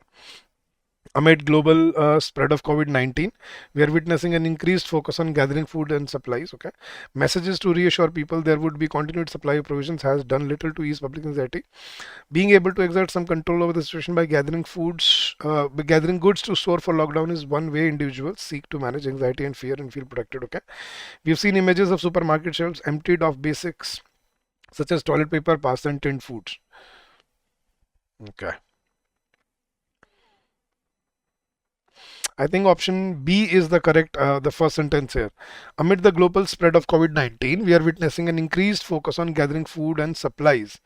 Rest, I think, cannot be the first sentence. So, is there an option? Yes, option B. Then B. After that, we have seen images of supermarket shelves emptied because of this. Then messages to reassure people has done little to ease the public anxiety. Then option number A. Panic buying and stockpiling are likely responses to the heightened anxiety, fear, and uncertainty about the future. And last, being able to exert some control over the situation is the way finally people manage to seek anxiety, fear, and feel protected. Yes. So option B is the correct answer here, guys. So see, when you have such questions, you have to be smart while solving such questions. Okay. All right, guys. Next, what we have to do is Which of the following phrases 1, 2, or 3 given below each sentence should replace the phrase in printed in so sentence replacement, so to make the sentence grammatically correct.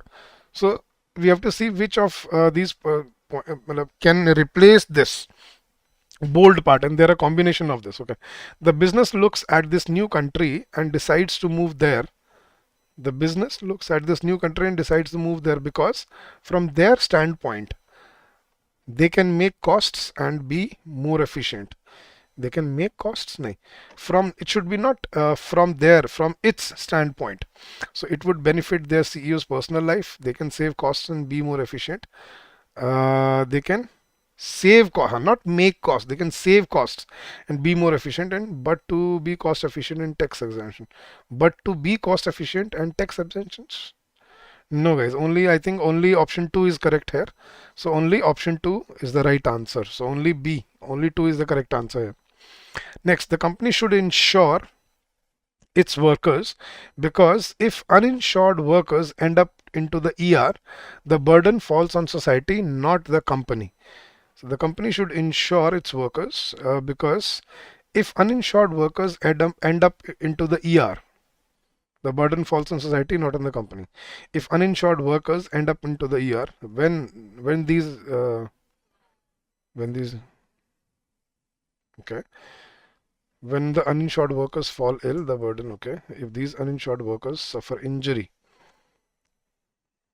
yes, guys, when these uninsured workers not end in ER, end up, so one cannot be correct. When the uninsured workers fall ill, yes.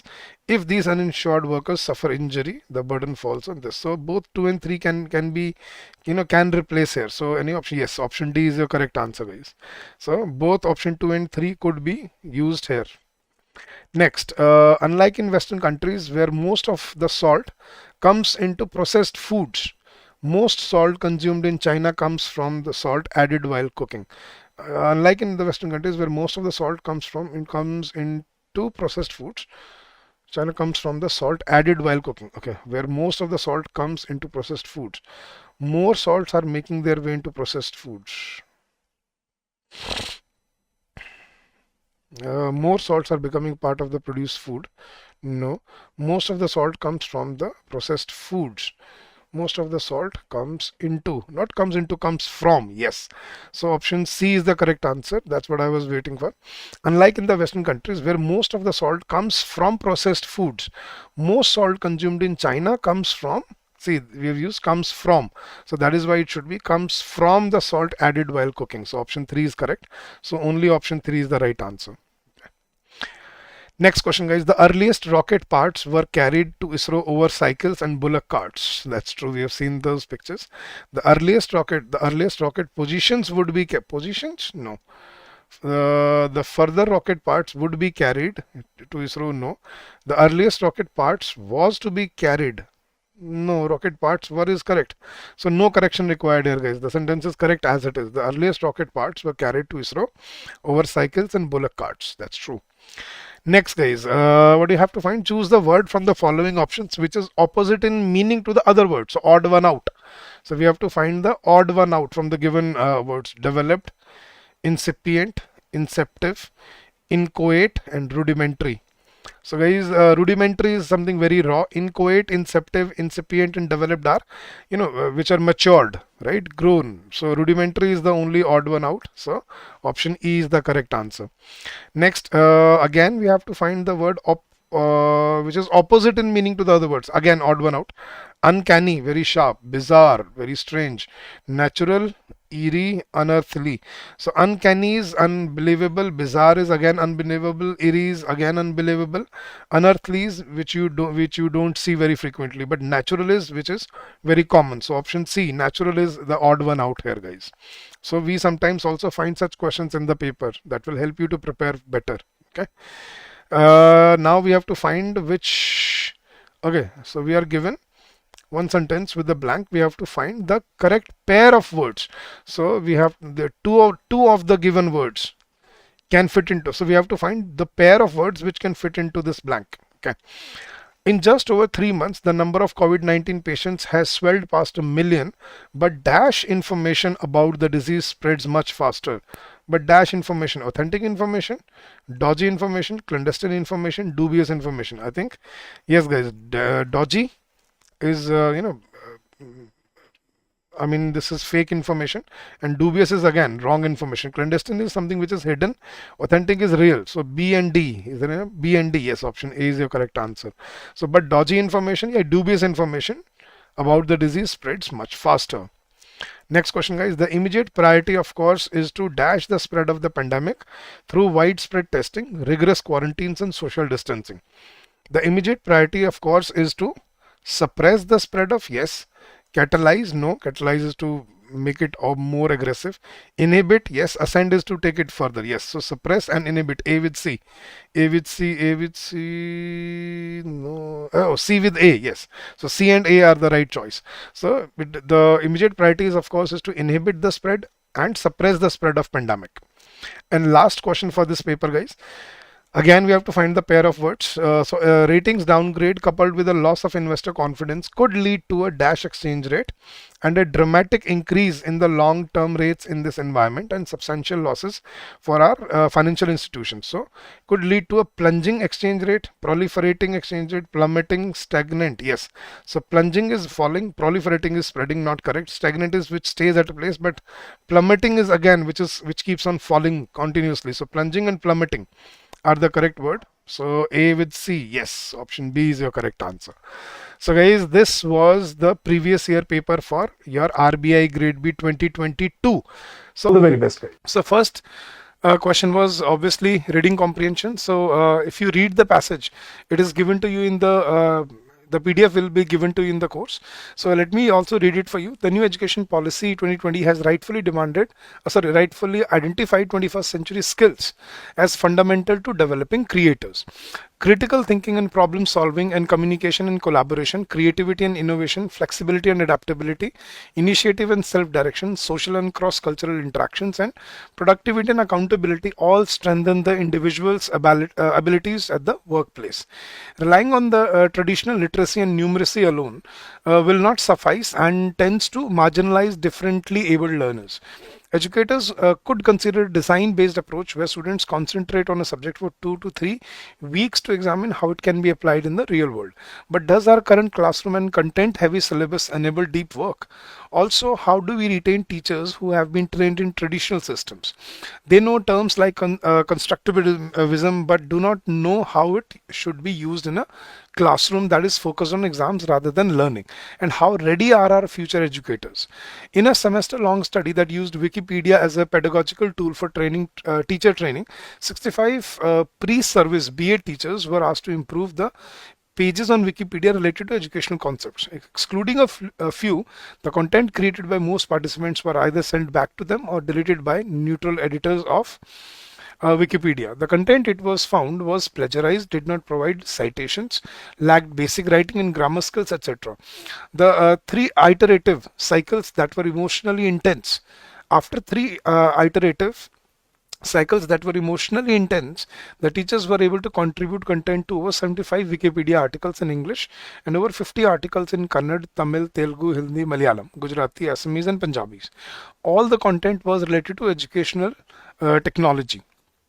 The critical feedback from various Wikipedia editors was crucial because it was unbiased. This feedback forced the learners to re-evaluate their skills. This shows that constant engagement and emotional connection and immersive learning are important parts of education. EdTech apps can deliver content that caters to multiple learning styles, learning curves, and pace of learning. The pandemic has shown that traditional teacher and brick and mortar schools may become obsolete if radical pedagogical changes do not follow. Very true. So let's look at the questions and answers. Question number 1, which of the following measures has been suggested in the given passage for improvement of education system? First is educators will have to find ways to minimize their engagement strategies while integrating technology into their approach. both A and C. Okay, educators can use a method in which students focus on a topic for a few weeks to see how it might be used in actuality. An individual must be motivated enough to remain immersed in a specific activity to be creative and happy. So we need to see which of the following measures has been um, suggested in the given passage for improvement of education system. Minimize their engagement strategies, no, they have to maximize. So ये गलत हो जाता है, ये गलत हो जाता है. No. Education system, ये measure नहीं है कोई. So I think the correct answer is option number C. This is the only measure to improve the education system. That was the measure which was taken and which was discussed in the passage. Second, which of the following were not among the shortcomings in the content provided by the teachers for the first time? Copying was found. True. Plagiarism बोला है उसने. They just stated the obvious facts. Okay, there were no references in the material. That is also true. Basic grammar and writing abilities were lacking. ये भी given था. So जो which were not among the shortcoming, they just stated the obvious facts. नहीं, ठीक है, वहाँ पे problem बहुत ही प्लेजरिज्म था, रेफरेंस नहीं थे, ग्रामर में मिस्टेक्स थी, लेकिन ऑब्वियस फैक्ट्स ये नहीं वहाँ पे मेंशन है. So this was not provided. Third, the author is in line with which of the following. Okay, children have lost all personal contact with the social group due to the pandemic. The field of education is not evolving over time, with contemporary methods not able to find place in the classroom in a traditional setup. Over reliance on technology comes at a cost. Education requires continual involvement, emotional connection, and deep learning. The author is, and I think it can be clearly said that the author is clearly in line with this is the message that the author wants to convey. That education requires continual involvement, emotional connection, and deep learning. Right. So that is the correct answer. Next, question number 4. Which of the following ironies has been mentioned in the given passage? The disruptive nature of digital tools has thrown up interesting challenges to the traditional education system. Teachers are familiar with concepts like constructivism but are unsure how to use it in the classroom. Parents are forced to rely upon technology to provide the children constant gratification to keep them engaged. Both A and B or none of the above. So I think, guys, it can be clearly said. The irony is which is opposite to the reality. What is irony? Something is contrary to what is normally said or observed. So I think this is the irony that was there. The teacher do know the concept of constructivism, but they are unsure how to use it. So they are teaching how to be constructive, but they don't know how to be constructive in the classroom. That is the irony. That is what I found. So A was not an irony. Nature has throne up interesting challenges traditional, नहीं, ये तो वहाँ पे उसने Stark reality बताई थी. Irony ढूंढना था हमें. So guys, be specific with your answers please. Question number 5. Which of the following is not among the qualities that can support an individual to develop his abilities at the workplace? Teamwork and interactions on social and cross-cultural level, versatility and flexibility, problem solving and critical thinking. None is incorrect. Yes, guys. So I think all of them have been mentioned, and all of them were mentioned in the passage that they can be the qualities to support an individual to develop his abilities. Next, synonym and antonyms based question. There was one synonym and one antonym. The synonym was intense. So we have to find a synonym of the word intense. Catalytical, impactful, vehement, holistic, or none of these. So I think the correct answer should be vehement, because intense is something very deep, very serious, dark. So that is intense music, right? So vehement is intense. Catalytical is catalyst which supports. Impactful जिसका असर हो. Holistic is जो holistic development होती है, all around, complete. लेकिन vehement is intense. ठीक है.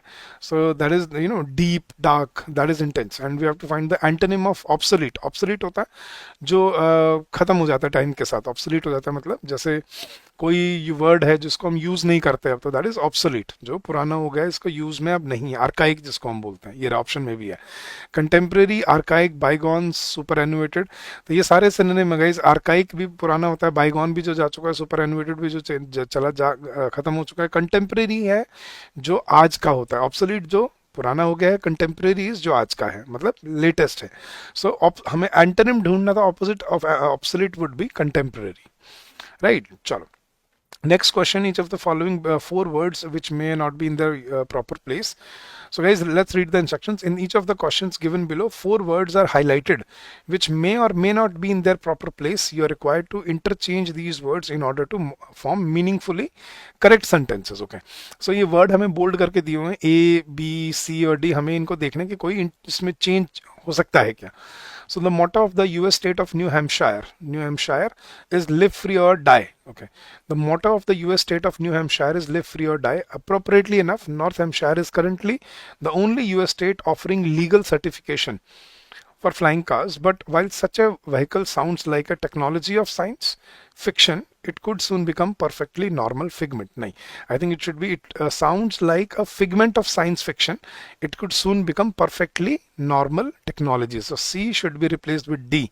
C with D. So option number B was the correct answer. So this is how you have to solve these questions. Word rearrangement based questions. Next guys, the withdrawal down of tensions. The withdrawal down nahi. Drawing down of tensions, I think ऐसा होना चाहिए. Drawing down of tensions between Assam and Mizoram, at least at the leadership level, with the respective governments announcing the withdrawal of FIRs against the chief minister. Yes, so I think A should be replaced with D, and that is the correct answer, right? Alright guys, next, a day after taking the bold decision to scrap all retrospective tax demands and refund money collected, Prime Minister Narendra Modi said the move shows his government's consistency to providing businesses stability of investment climate and policy commitment. Show his government's consistency, commitment hona chahiye. So B should be replaced with D. So Narendra Modi said that this shows his government's commitment to providing businesses stability of investment climate and policy commitment nahi, policy consistency. So B should be replaced with D. B with D. Yes. So correct option is option number B again. Next guys, happy at a permanent commission for air quality management in the National Capital Region and adjoining areas for better coordination, research, regulations and resolution of problems surrounding the air quality index. Experts are also wary of the fact that mere identification would not help in the long run. ये confusing question था guys, बिल्कुल ठीक लग रहा था, बच्चा mostly यहाँ पे no interchange लिख देता, लेकिन यहाँ पे क्या होना चाहिए था, for better coordination, research, identification and resolution of problems surrounding the air quality index. Experts are also wary of the fact that mere regulations would not help in the long run. So A should be replaced with D. So it should be research and identification and resolution. And then mere identification, mere regulations would not help in the long run. So that is the correct replacement. Next question guys. Which of the following phrases A, B, C, D can replace the phrase in bold so as to make the statement correct grammatically and contextually? Alright, so we have to find कि अच्छा sentence replacement है, bold part को हमें replacement ढूंढना क्या होना चाहिए. So England cruised for a second successive victory at ICC 2020 World Cup, defeating Bangladesh by 8 wickets. England cruised for नहीं, cross to होता है I think. Cruises on, cruise to या crush to. So I think it should be cruise to a second successive victory defeating Bangladesh. So I think option B is correct option. Question number 13. The Delhi Disaster Management Authority has issued orders permit schools open to schools to reopen. नहीं, has issued orders issuing तो ये तो हो ही नहीं सकते कि has के साथ third form आती है तो only A and B can be possible. Has issued orders permitting schools to reopening or to reopen. To के बाद we only use first form of verb. So has issued orders permitting schools to reopen after a gap of 19 months. So again option B is correct. With limited water resources and increasing water demand, it becomes imperatively to strategize. It becomes imperative. Becomes imperial nahi, it becomes imperative to strategize for the sustained use of water. Yes, it becomes imperative to strategize for the sustainable use of water, nahi, sustained use of water. Sustainable is adjective. Prior to strategize for the sustained, nahi. It becomes prior, it becomes imperative. Again, option B is correct. Imperative, बहुत सारे B ठीक हो रहे हैं आज. So it becomes imperative to strategize for the sustained use of water. That is the correct replacement. Next question, guys. Scientists have identified a compound that shows potentially in easing the symptoms. Shows potential. That show potential in easing, shows potential in to easing नहीं, shows potential in easing या showed potential have identified, तो shows होना चाहिए, तो option C is correct here. So scientists have identified a compound that shows potential in easing the symptoms of COVID-19 infection in laboratory and animals. Yes. Question number 16. The Indian team had defeated hosts England by 36 runs to lift the T20 physically disabled cricket series in August last year. The Indian team had defeated होना चाहिए था. The Indian team has been नहीं. Indian team was defeated नहीं. Indian team had defeated host. Yes, have नहीं. So यहाँ पे the Indian team had defeated hosts England by 36 runs in physically disabled cricket series, right? Next, we have to rearrange the following sentence in the proper sequence to form a meaningful paragraph, then answer the questions given below.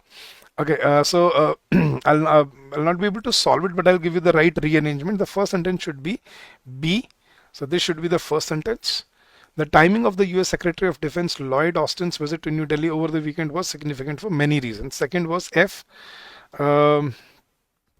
As the first senior ranking official of the Biden administration to meet with the Modi government, his visit this early in the new president's tenure indicates the place India holds. Third should be sentence number D. Also, the visit just after the first ever Quad Leaders Summit confirms the US's focus on greater maritime cooperation in the Indo-Pacific. Usi continuation. Then it should be A. Sentence number A. That should be. But Mr. Austin's trip preceded an unannounced stop in Kabul, where the US is undertaking a major review of its troops pull-out schedule and peace plan. And then it should be C. As a result, all three areas, bilateral ties, the Indo-Pacific and Afghanistan, came up for discussion during talks. And last should be E. Finally, Mr. Austin was careful not to make any direct reference to Beijing or about the LAC dispute, which New Delhi considers a bilateral issue. So the correct sequence here should have been, first should be B, then F, then D, A, C and E. So this is the correct sequence, B, F, D, A, C, E. So the correct answers for the given next 5 questions were 17. None of this is incorrect. 18. Which of the pair of the statements will appear in the similar sequence after rearrangement as given in the options? A, E, C, D, B, F, D, E and A, F. So which of the following pair of statements will appear in a similar sequence after rearrangement? Acha. So A and E सही आ रहा है. C with D नहीं. D with C, D पहले है, C बाद में. तो B with F नहीं. B with F ठीक है. Yes. D with E yes. A with F. तो अच्छा consecutively कौन सा आएगा? तो I think B with F, क्योंकि पहला B है, second F है. So B with F is C is the right answer. Which of the following is the second statement after rearrangement? Second is F. So again C is the right answer. Third statement is D. So again option number A is the right answer. And which is the fifth statement? Fifth is I think C. So the correct answer is B. Now, next question, guys. The statement in each of the following questions, a sentence has been divided into 5 parts, out of which one part is erroneous. So you are required to choose the option which is grammatically or contextually incorrect. तो हमें erroneous part ढूंढना है in the error detection questions में. चलो. The Union Home Minister Amit Shah conducted an aerial survey of the rain-ravaged areas of Uttarakhand to assessing the damage which the state government has pegged at rupees 7,000 crore. To assessing नहीं, to assess होना चाहिए. So that should be the right answer. So to assess. So C should be the erroneous part here. Next, as much as 150 industrial training institutes, ITIs, which were upgraded by Tata Technologies Limited under Karnataka's Udyoga program, are set to be inaugurated in 2 weeks. as much as नहीं, as many as होता है. देखो, when much is used for uncountable nouns, so as many as 150 industrial target institutes, ITIs. So A is the right answer. It should be as many as. Next, excessive rainfall has thrown normal life out of gear in Uttarakhand. Torrential rainfall and floods have lead to food scarcity and lack of transportation. It should be have led to, LED. Second form of lead is led, second and third form. So they have led to food security, scarcity. So D is the right option. This is the awareness part. Next question. The Madhya Pradesh police arrested 4 people, including a professional kabaddi player, for their alleged involving in arms trafficking. 4 people for their alleged involving in arms trafficking. So I think involving नहीं, involvement, for their alleged involving नहीं, for their alleged involvement. हाँ, ये होना चाहिए यहाँ पर. The Madhya Pradesh police arrested 4 people, including a professional kabaddi player, for their alleged involvement in arms trafficking. Yes, so E is the correct answer. Next question. Addressing the nation, Prime Minister Narendra Modi said India's vaccination program were science-born, science-driven, and science-based. India's vaccination program were, no, it should be was science-born. So D is the correct answer. Was science-born, science-driven, and science-based. Right, so these were the error detection questions. And last 3 questions. Given below is a highlighted word followed by 4 sentences. Okay, there is a word given in bold, then there are 4 sentences after. You need to understand whether the sentences are using the word correctly or not. Mark the incorrect sentences with the incorrect word usage. अच्छा, हमें वो देखना है, वो sentence ढूंढना है जिसमें गलत इसको यूज किया है, इस वर्ड को. So the word is adamant. Adamant क्या होता है? जिद्दी. Somebody who is very headstrong. Adamant मतलब अड़ जाता है, जो मतलब एडमेंट हो जाता है, मतलब बेलिजरेंट हो जाता है, अड़ जाता है, right. So the doctors at Apollo Hospital had been absolutely adamant that Meena's grandmother was not going to get better. सही है. Rani is so adamant in her political beliefs that no one can change her mind. सही है. Kunal is a very sweet, amiable and adamant boy. नहीं. Unemployed youths of this country are adamant about. हाँ, ये भी ठीक है. So C is wrong. Sweet, amiable, adamant. Amiable होता है friendly, calm. ठीक है. Adamant हो गया अडिग, तो वो contrary है. वो C is the right option. तो उसमें गलत यूज किया है. नेक्स्ट, एनर्वेट. इनर्वेट का मतलब होता है किसी को थका देना या थक जाना, right. To lose energy, fatigue हो जाना. So the lecture on calculus was enervating to the new students. हाँ, थकाने वाला था. If you are idle then it will definitely enervate your progress towards success. ये भी ठीक है, मतलब आपको एनर्जी खत्म हो जाएगी. The energy drink enervated him to such an extent that he run faster than the others. उसने उसको थका दिया, नहीं तो उल्टा है, कॉन्ट्रेरी है. C is wrong. The long journey from Kolkata to Bhubaneswar was quite unnerving, हाँ, quite tiring. So C is the answer. क्योंकि energy drink तो energy लाती है, energy निकालती थोड़ी है. So the energy drink enervated him to such an extent that he ran faster than the others. नहीं, वो contrary गलत use हो रहा है. Ubiquitous is something that is found everywhere, commonplace. So digital payments are becoming increasingly ubiquitous. ठीक है. Greenery is becoming ubiquitous in urbanized towns. Okay, presence of these men is slowly becoming ubiquitous. ठीक है. Raghu's ubiquitous influences always felt by his family. ये भी ठीक है. ये गलत है कि बड़े बड़े शहरों में ग्रीनरी बढ़ती जा रही है, यूबिक्विटस हर जगह दिख रही है. नहीं, अर्बन एरियाज में तो कम होती जाती है. तो I think B is the right answer. इसमें गलत तरह से यूज किया है. And last is negligent. Negligent is बहुत ही मामूली, राइट. सो नेग्लिजेंट या तो जो बहुत कम होता है, या नेग्लिजेंट समबडी जो नेग्लेक्ट करता है अपने काम को, right. Somebody who does not like to do his work. So पैंगशुक is quite punctual and negligent when it comes to official works. Punctual and negligent ये गलत हो गया. I was utterly shock to find how negligent Arun had been during these years. हाँ, ठीक है. Please do not be negligent in your work else you will suffer. ठीक है. पुलक seems quite negligent about his health. So I think A is the right answer. The first the question is about reading comprehension passage. So how to go about reading comprehension passage is, it's very simple. It's very logical, that you it's the rationality of the question tells you that you should read the questions first before reading the passage. Okay, so what you need to do is underline the keywords in the passage, so that what you get to understand what you have to look for, what you have to find in the paper. I mean what you have to where do you have to look for the solution or the answer, and then you can start reading the passage so that you are mentally prepared. So let's read the questions first, and then let's understand how we are going to tackle the answers. In the first question is, in the context of the passage, which of the following best illustrates the strategic significance of Singapore for US trade in the region? Which of the following best illustrates the strategic significance of Singapore? So the question is strategic which of the following options illustrates the strategic significance of Singapore with respect to US trade? So this passage is going to be about US Singapore trade. That's what I get from the question. Second question is, the passage mentions CPTPP. What inference can be drawn about its role in US-Singapore relations? So we have to find what role CPTPP plays in the US-Singapore relationship. Third is, which of the following can be inferred about the nature of trade challenges mentioned in the passage? So what can be inferred about the nature of trade challenges mentioned in the passage? Considering the information provided, what might be a potential consequence of failing to maintain communication between the US and Singapore? So what could be the consequence of not maintaining communication between the two countries? So what could be the consequence? We have to find that. What does the passage imply about Singapore's economic strategies in relation to US firms? So what are Singapore's economic strategies in relation to US firms? How does the passage characterize the evolution of US-Singapore trade relationship over the decades? So, what is the what does the evolution about the relationship between the two countries tells you? Which statement best captures the underlying theme of collaboration between the US and the Singapore? So, what can be understood about the collaboration between the two countries? And the last question is, I think there were all factual questions this time.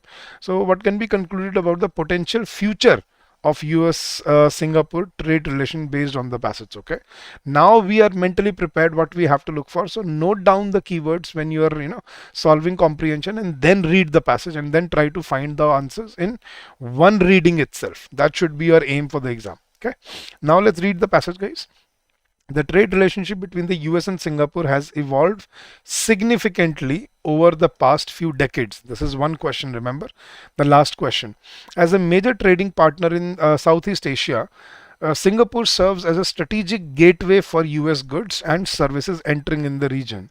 In 2020, bilateral trade between the two countries reached an impressive $62 billion, encompassing various sectors such as technology, pharmaceuticals, and consumer goods.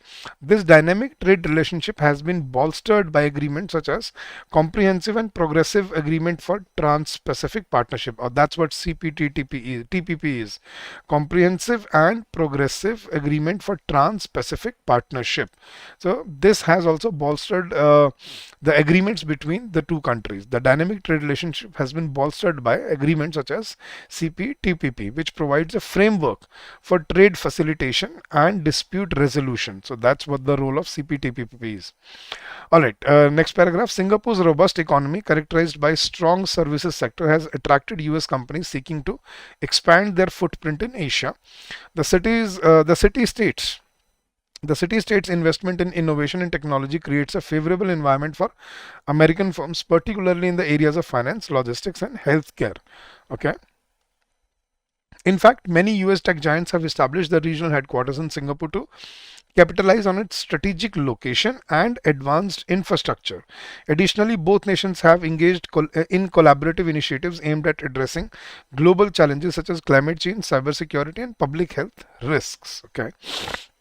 Despite the favorable trade conditions, challenges remain. Trade tensions, particularly concerning tariffs and regulations, can impact the seamless flow of goods. So there are issues like trade tensions. For instance, recent global events have prompted discussion about supply chain resilience, leading both countries to reassess their trade strategies. Furthermore, as both countries navigate the evolving geopolitical landscape, it is essential for them to maintain open lines of communication. So that is why, as both countries navigate the evolving geopolitical landscape, it is essential for them to maintain open lines of communication and cooperation to ensure mutual benefits. So that's what the point is. That's why they need to keep keep the communication open. The interconnectedness of their economies suggests that disruptions in one can significantly affect the other. So that is how the interconnectedness, that's how close the two economies are. As the US Singapore continue to deepen their trade ties, they are all also exploring new areas of collaboration, including sustainability and green technologies. This forward looking approach reflects their commitment to not only enhance economic growth but also to tackle pressing global issues. So that's also their agenda. The focus on innovation is expected to yield long term benefits for both economies, particularly as they adapt to changing market conditions. So it is expected to yield long-term benefits to both the economies. Now let's get to the questions, guys. In the context of the passage, which of the following best illustrates the strategic significance of Singapore for US trade in the region? Singapore's low labor costs attract many US manufacturing? No. The country's position as a regional logistics hub enhances US market access? Yes. Singapore's stringent regulation provides a framework for US firms? No. The city-state's historical ties with the US foster deeper economic integration? No. Singapore's reliance on agricultural limits? No. Again, the point was the country's position as a regional logistics hub enhances US market access. This was mentioned in the passage. Yeah, so in the second line, Singapore serves as a strategic gateway for US goods and services entering the region. So that was given. So answer is option number B. Next question, guys. The passage mentions CPTPP. What inference can be drawn about its role in US-Singapore relation? It primarily benefits Singapore's agriculture sector? No. It signifies a shift towards unilateral? No. Unilateral trade policies? No. It establishes a multilateral platform for resolving trade disputes? Yes. It has limited relevance due to existing bilateral agreements? No. It reflects a decline in US interest in Southeast Asia? No. It clearly it is mentioned that it establishes a multilateral platform for resolving trade disputes. ये था अपना CPTPP, trade facilitation and dispute resolution. So that is your answer. Which of the following can be inferred about the nature of trade challenges mentioned in the passage? They're solely due to external economic pressures. They suggest a need for stricter trade regulations. They indicate the complexities of international trade dynamics. They are temporary and likely to resolve without intervention. They are primarily driven by technological advancements. No, guys. They indicate the complexities of international trade dynamics, nature of trade challenges. ये था ना अपने यहाँ पे to ensure mutual benefits. So evolving geopolitical landscape, that is the that is the problem. So trade tensions, particularly concerning tariffs and regulations. So that is the challenge. And for example, it can affect the supply chain resilience, leading both countries to reassess their trade strategies. So as they're navigating evolving geopolitical landscape, it is important for them to maintain open communication. So the correct answer is option number C. They indicate the complexities of international trade dynamics. Next question, guys. Considering the information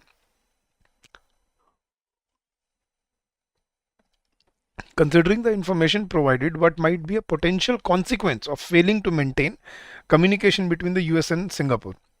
An increase in agriculture exports for Singapore? No. Reduction in technology transfer from the US? No. Heightened trade tensions leading to economic isolation? A surge in cultural exchanges between the two nations? Yeah, a shift in Singapore's focus towards Europe.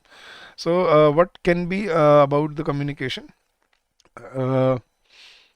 The disruptions, one can significantly affect the other. So the interconnectedness of their economy suggests that disruptions in one can significantly affect the other. So that is why open lines of communication and cooperation to ensure mutual benefits. So what can happen if they fail to maintain communication? Technology transfer, heightened trade tensions leading to economic isolation? Yes. A surge in cultural exchanges between the two? No, it's not about cultural exchanges. A shift in Singapore's focus towards Europe? No. It is about heightened trade tensions, and that is going to become a problem in this area. So option C is the correct answer. Question number 5. What does the passage imply about Singapore's economic strategies in relation to US firms? They prioritize local companies over foreign investments? No. They focus on traditional sectors rather than innovation? No. They actively foster a conducive environment for foreign collaboration? Yes. They impose heavy restrictions on foreign businesses? No. They solely depend on US investments for growth? Not mentioned. So again, option C is the correct answer. They actively foster a conducive environment for foreign collaboration. Next, how does the passage characterize the evolution of US Singapore trade relation over the decades? पहली line में ही था ये. As a stable and predictable alliance and increasingly reliant on political cooperation, no. As a dynamic interplay influenced by global trends, yes. As marked by frequent trade disputes, no. As largely benefiting one side, no. So only option A or C could be correct. As a stable and predictable alliance, or as a dynamic interplay. See, they all also mentioned they are looking to further, grow their collaboration. So I think option C is the right answer. Their relationship can be described as a dynamic interplay influenced by global trends. Yes. Next, question number 7. Which statement best captures the underlying theme of collaboration between the US and Singapore? Both countries prioritize military agreements, or no? Their cooperation is mainly limited to trade agreements, not mentioned. They work together on shared global challenges beyond trade. Yes. Economic interest overshadow environmental concerns. No.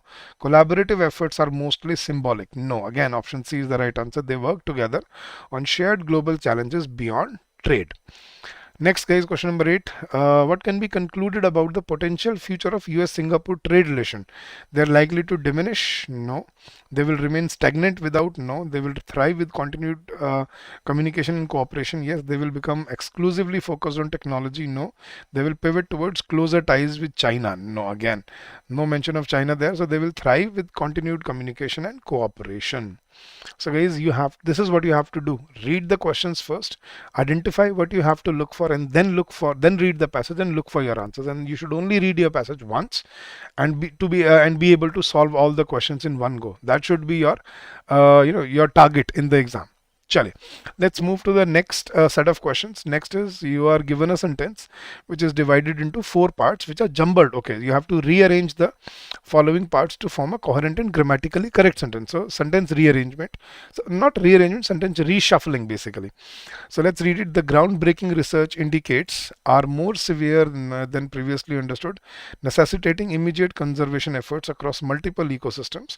That the implication of climate change. Okay, the groundbreaking research indicates, B तो नहीं हो सकता, indicates necessitating immediate conservation, or indicates that the implication of climate change are more severe. So I think this should be 1, that D should be 2, then it should be B, are more severe than previously understood, necessitating immediate conservation efforts across multiple ecosystems. So it should be A, D, B, C.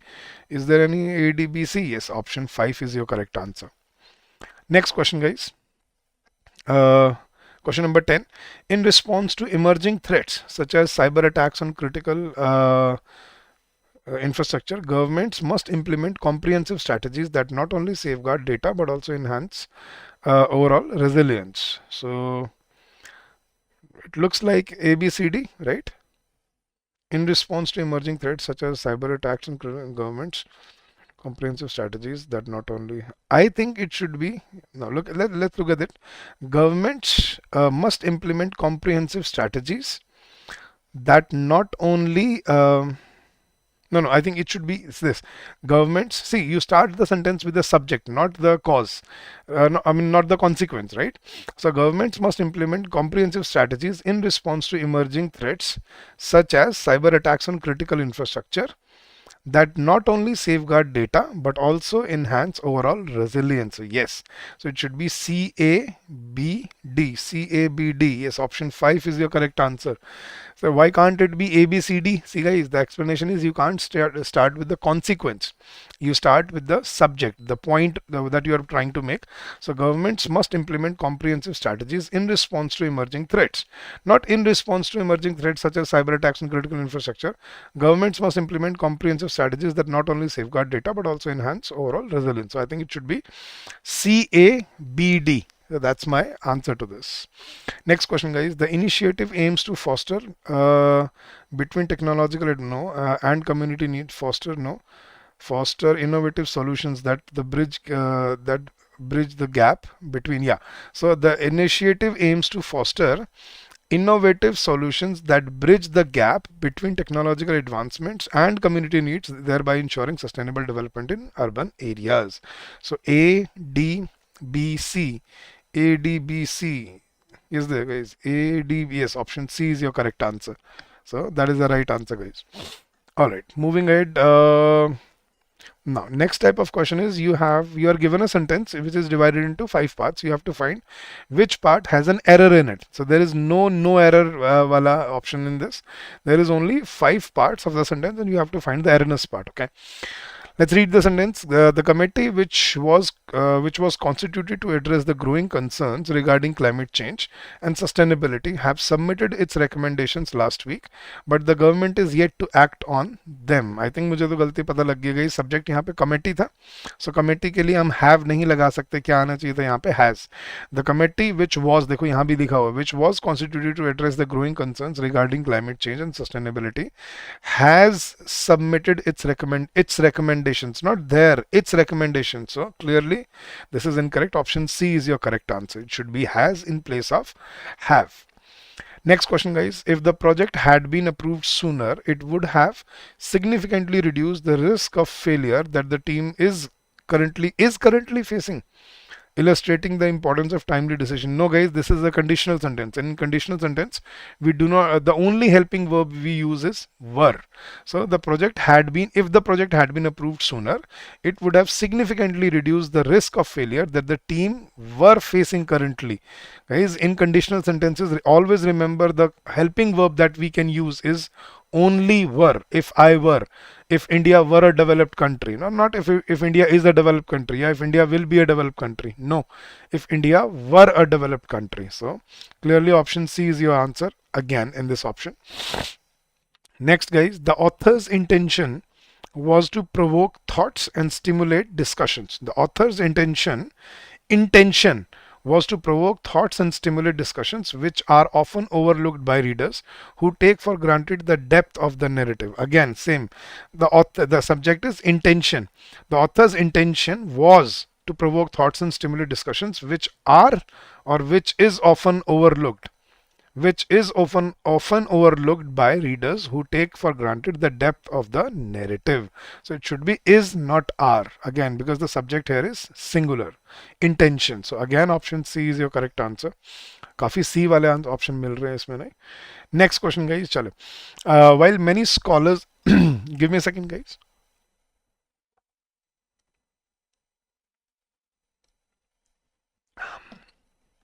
While many scholars argue that technology has revolutionized the way we communicate, there remain a notable absence of evidence supporting the claim that it has significantly improved interpersonal relationships. I think the error was very simple again. While many scholars argue that the technology has revolutionized the way we communicate, then the second clause is it's a demonstrative clause. The there remain or there remains. So if a clause begins with there, we look at the next noun. So there remain or remains a notable absence. So the subject here is absence. So it should be remains, not remain. So there remains a notable absence of evidence supporting the claim that it has significantly improved interpersonal relationships. So it should be remains, not remain. Thank God we've got an option B here. So the error was in B part, guys. While many scholars argue that technology has revolutionized the way we communicate, there remains a notable absence. Not remain, it should be remains because the subject is singular. Next question, guys. Okay, it's a different question. The questions in each of the following questions are grammatically correct and meaningful sentences given with 4 words in bold. Which of the following words should replace each other? So word replacement, word reshuffle. All right. After you believe, after you repetition, after you explore, after you engage. Okay. After you believe, you need to commit time to learning. Say an hour every day to explore that new software at your workplace, and finally you will repetition in engage and application of the new knowledge to convert it into a skill. No, after you believe, you need to commit time to learning, say an hour every day to explore that new software at your workplace, and finally you will engage in repetition and believe in explainer. So I think finally you will engage in repetition and application of new knowledge to convert it into a skill. So C should be replaced with D, guys. So it should be you will engage in repetition and application of the new knowledge. So C with D. Is there any option? C with D. Yes, option B is your correct answer. So C was to be replaced with D. So this is, you guys, you have to look at the syntax of the sentence and make a logical uh, deduction that this word is grammatically incorrect here and it should be replaced or reshuffled with another word. Alright guys, next question. Your command over the language is not stepping. No, it's not critical. Yes, not entertaining, not communicate. I think this should be critical. Your command over language is not critical, but what matters is stepping into your audience's shoes. So A with B. Yes guys. So your command over language is not critical, but what matters is stepping into your audience's shoes and working hard to entertaining. We don't use to entertaining. Working hard to communicate in a relatable, entertaining, and informative manner. So A with B and C should be replaced interchanged with D. So A with B, C with D. Yes, option D is your correct answer. Okay, once you learn how to do it, they seem easy, but you need to learn how to go about doing them. Next question, guys. Although the Central Bureau of Investigation argued that cold-blooded interpreted no prosecution, no murder. Yes. So although the CBI argued that the cold-blooded murder by security forces would not require any sanction for prosecution, the court interpreted the requirement of sanction widely. Yes, so although the CBI argued that the cold-blooded murder by security forces would not require any sanction for prosecution, the court interpreted the requirement of sanction widely. So B should be replaced with D. B with D. Option E is your correct answer, guys. All right, moving to the next question. Okay, in each of the following sets of sentences, 5 sentences are provided.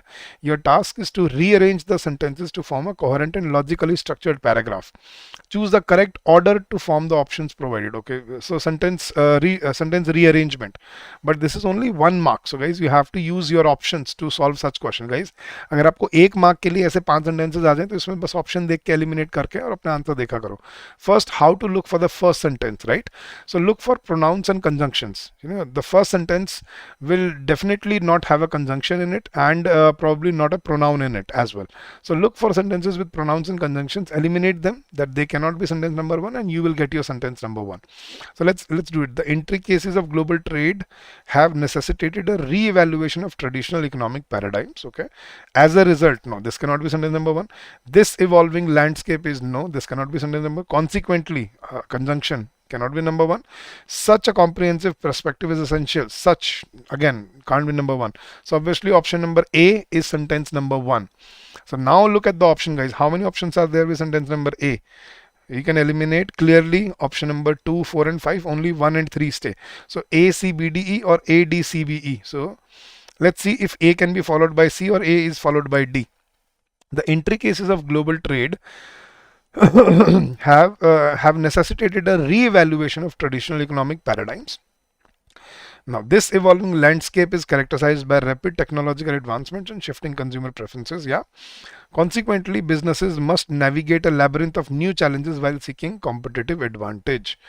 I don't think it's D. I think it's C. So it should be this evolving landscape. See, economic paradigms, landscape. This is, I think, the connectivity. The entry cases of global trade have necessitated a re-evaluation of traditional economic paradigms. This evolving landscape is characterized by rapid technological advancements and shifting consumer preferences. Okay, then B, as a result, policymakers are compelled to consider a multifaceted approach to regulation. Okay, then D, consequently, businesses must navigate a labyrinth of new challenges while seeking competitive advantage in such comprehensive perspective. Yes, so clearly option 1 is your right answer. So guys, ye wale questions, we can solve such questions with the help of your options. Let's look at the next question, guys. Again, same, you have to do it. Let's try to find out the first sentence first. In an era marked by information overload, discernment has emerged as an invaluable skill. Okay, the ability to critically evaluate sources is paramount in navigating the complexities of digital age. Okay, thus this cannot be sentence number 1. Without such skills, no, ultimately no. So I think it can be only A or B. How many options are with A and B? So you can eliminate the rest of the options, only 1 and 2. So B, A, C, D, E or A, C, B, E, B, E, D. Let's look at A and B. In an era marked by information overload, discernment has emerged as an invaluable skill. The ability to critically evaluate sources is paramount in navigating the complexities of the digital age. No, guys, I think option A is the first sentence, and that gives you your choice. A, after that C. Thus, educational institutions must prioritize teaching methods that cultivate this essential competency. Yes, they are talking about the skill, discernment, right? So again, second C talks about it.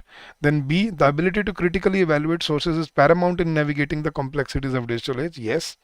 Then it should be E. Ultimately, fostering a generation of informed citizens hinges on equipping learners with the tools to assess information rigorously. Yes. And then last, D. Without such skills, individuals may find themselves susceptible to misinformation and manipulation. Absolutely. So option B is your correct answer, guys. So if you have only one marker question for 5 sentences, use your options to eliminate the wrong ones and find out quickly what should be the right sequence, and you get your answer, right? All right, guys, let's move ahead. Question number 21. It's a new question. So for each of the question, you will be given an idiom or phrase used in a sentence along with multiple choice option. You have to choose which option best describes the meaning of the given idiom. So this is idiom and phrases, guys. Let's look at the sentence first. After a successful start to the project, the manager encouraged the team to keep the ball rolling to maintain their momentum. So what is the meaning of keep the ball rolling? To maintain momentum in an ongoing activity, to play a sport that involves a ball, no. To cause a delay in progress, no. To make a ball move, to change direction suddenly. No, guys, to keep the ball rolling means to maintain momentum in an ongoing activity. उसी को बोलते हैं to keep the ball rolling. Let's continue. Let's keep on doing that. So option A is your correct answer. Question number 22, guys. The sentence is given again idiom. After recovering from her injury, Jenna was back in the saddle, ready to ride her horse again. So what is back in the saddle means? So this is a very common idiom, back in the saddle. So returning to a previous position or situation, starting a new job after a long break, having difficulty with an old task, no. Enjoying a ride on a horse again, no. Taking a break from work, no, guys. Again, option A is correct. So to be back in the saddle means to be back in the driver's seat, to be back into to resume something that you were doing and get back on the horse, or to get back in the saddle. To get back in the saddle means to start again, to start working again. So returning to a previous position or a situation is called to be back in the saddle. All right, guys, next question. Again, idiom question. When he learned about the sudden change in plans, he was completely taken aback by the news. So taken aback, what is the meaning of the phrase here? Taken aback. So returning to a previous place, no. So when he learned about the sudden change in the plans, he was completely taken aback, matlab surprised, shocked. So returning to a previous place, no. Being held back, no. Surprised or shocked, yes. Moving forward confidently, no. Feeling regretful, no. So correct answer is option number C, surprised or shocked. I was surprised, yeah, I was shocked after learning about the sudden change in the plan. So that is what taken aback means. Very well done, guys. Next, okay, new type of question.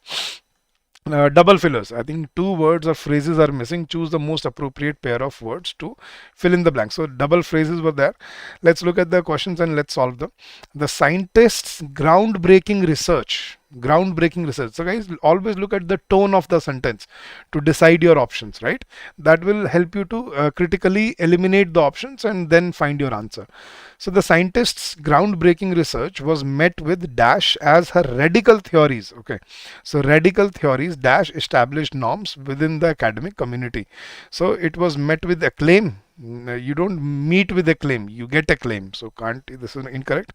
Met with skepticism, yes. Indifference, मतलब कोई फर्क नहीं पड़ा, नहीं. अगर ground breaking है तो फर्क तो पड़ेगा. Met with enthusiasm, yeah. Met with hostility. Enthusiasm क्योंकि radical theories हैं तो फिर तो enthusiasm I think नहीं होना चाहिए. Circumvented is नहीं, doesn't make sense. Met with hostility, hostility as her radical theories diminished.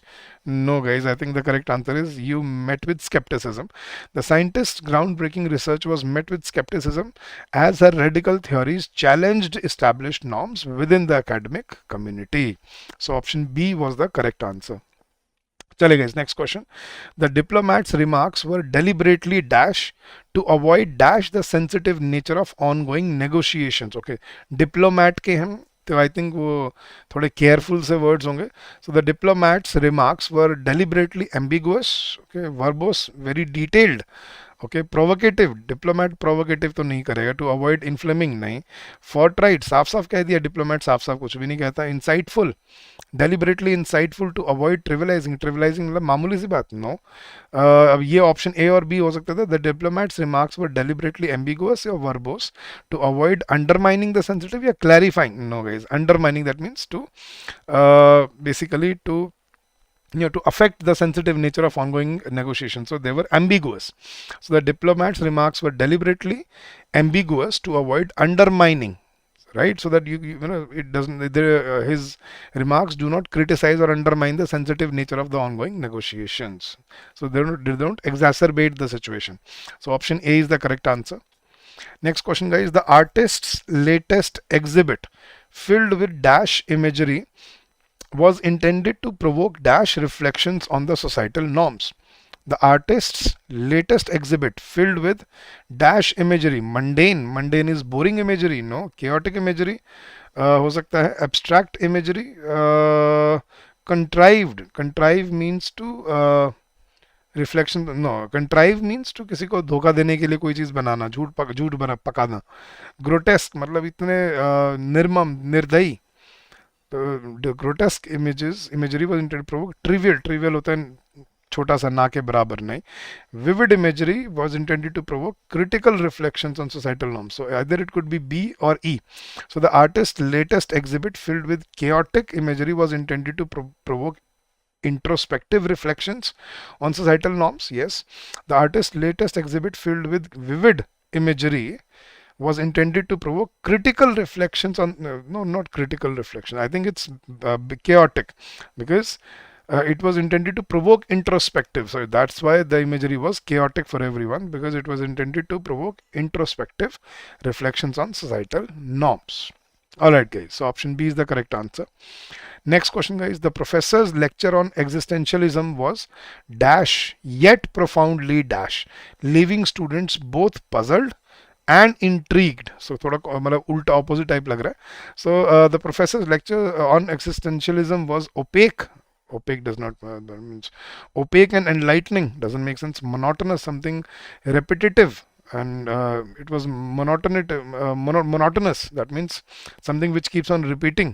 No. Lucid, something very clear and convoluted, yet profoundly मतलब बहुत clear था लेकिन बहुत छुपा हुआ था, मतलब I don't think so. Esoteric is something that is understood by very few people, मतलब very wise people. So the professor's lecture on existentialism was esoteric and yet profoundly illuminating. कि भाई वो बड़ा illuminating भी था, leaving students both puzzled and intrigued. Yes. And lecture was straightforward and profoundly perplexing. No guys, the correct answer is option D. The professor's lecture on existentialism was esoteric, something that is understood by very wise few people, yet profoundly illuminating. It was very intriguing, it was very illuminating, very thought-provoking. So that's why the students were left both puzzled and intrigued. So option D is your correct answer guys. Alright, next question, new type of question. Let's read the direction. In each of the following questions, two statements are provided along with 5 connectors. Only one of the connectors can be used to combine the given 2 statements into one coherent sentence. So we have to find the connector वाले connecting वाले statement. दो statement दिए हैं, which connector can connect them. So we have to read the statement and see which of the options can connect the 2 statements. Okay, let's read the statements guys. The report outlined the dire consequences of climate change, detailing how rising temperatures and extreme weather events could devastate ecosystems and economies worldwide. Okay, critics argued that the document was overly pessimistic and did not adequately consider technological innovations that could mitigate these effects. So ये तो counter sentences एक दूसरे को counter कर रहे हैं. तो notwithstanding, ठीक है. Similarly, critics argued नहीं. Although critics argued that the document was overly pessimistic, no. Therefore, critics argued no. It's therefore it's continuity, but we have to find a contradiction in light of. No, the guys notwithstanding, that means not agreeing with the statements, critics argued that the document was overly pessimistic. So the report outlined the dire consequences of climate change, detailing how rising temperatures and extreme weather events could devastate ecosystems. Notwithstanding, not agreeing with that, critics argued that the document was overly pessimistic and did not adequately consider technological innovation. So option A is the correct answer. Next question, guys. Let's read the statements. The government's new policy initiative aims to promote renewable energy sources, encouraging both private investment and public engagement in sustainable practices. Okay.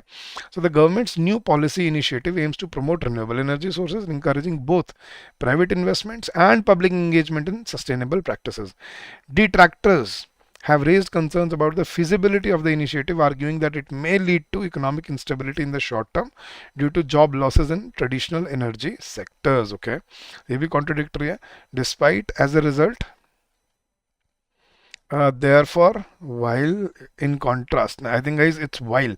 So they're putting the two sides of the same coin, that the government's new policy initiative aims to promote renewable energy sources, encouraging both private investment and public engagement in sustainable practices, while detractors have raised concerns about the feasibility of the initiative, arguing that it may lead to economic instability in the short term due to job losses in traditional energy sector. So while is the contradiction here. So while detractors have said this. And last question, guys. Again, same connector based question. The author's latest novel weaves a complex narrative that explores the intricacies of human relationships and the profound impact of societal expectations on individual choices. Many critics have pointed out that the storyline suffers from pacing issues, which detracts from the overall emotional resonance of the character's journey. So again, contradictory. Consequently, although, even so, in addition, therefore, I think it's although. So the latest novel was weaves a complex narrative that explores the intricacies of human relationships and the profound impact of societal expectations on individual choices. Although many critics have pointed out that the storyline suffers from pacing issues, which detracts from the overall emotional resonance of the character's journey. So option B is the correct answer, guys. So guys, these were the questions asked in the previous year paper 2024, and I hope this will help you in your preparation and in your journey ahead, right? So guys, that was it. But before I wrap up the session, let me also show you about the courses that we we have launched for you. If you're preparing for RBI, what you have to do is just go to your browser and type edutab.co.in, and this will land you on our home page.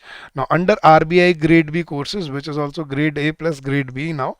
So hopefully, now when you scroll down, you will see all the courses launched by us. Now there's a test series, there is a silver course, and this is the one-stop solution, guys, gold course. Now it has everything. Now test series, there is only test series test questions. Silver course is only for phase 2. Only for phase 2, not for phase 1. But gold course is where we are offering each and everything you. Phase 1 plus phase 2 plus interview. It includes everything. Live classes, concept notes, summary sheets, mock test, interview sessions, everything. So you can download the brochure from here, and we are offering a flat 15% discount on this early bird. So guys, go get benefited from it and start your preparation today. Alright, so guys, I wish you all the very best for your preparation ahead. Keep on working hard, keep on giving your best, and I'm sure this will help you in your preparation and in your journey ahead. Guys, if you have any doubt regarding any of our courses or anything at all, you can always call us on this number, which is 8146207241, or you can also drop us an email at hello@edutab.co.in. So guys, thank you so much for your patience, for your receptiveness, and I hope that this will help you in your journey ahead. Guys, if there is anything you wish to ask me, please drop your suggestion or input or your query in the comment section of the video, and I'll be more than happy to help you out. So all the very best once again. Keep up the good work, stay safe, stay healthy, and happy learning to all of you. All the best, guys. Bye bye. Take care.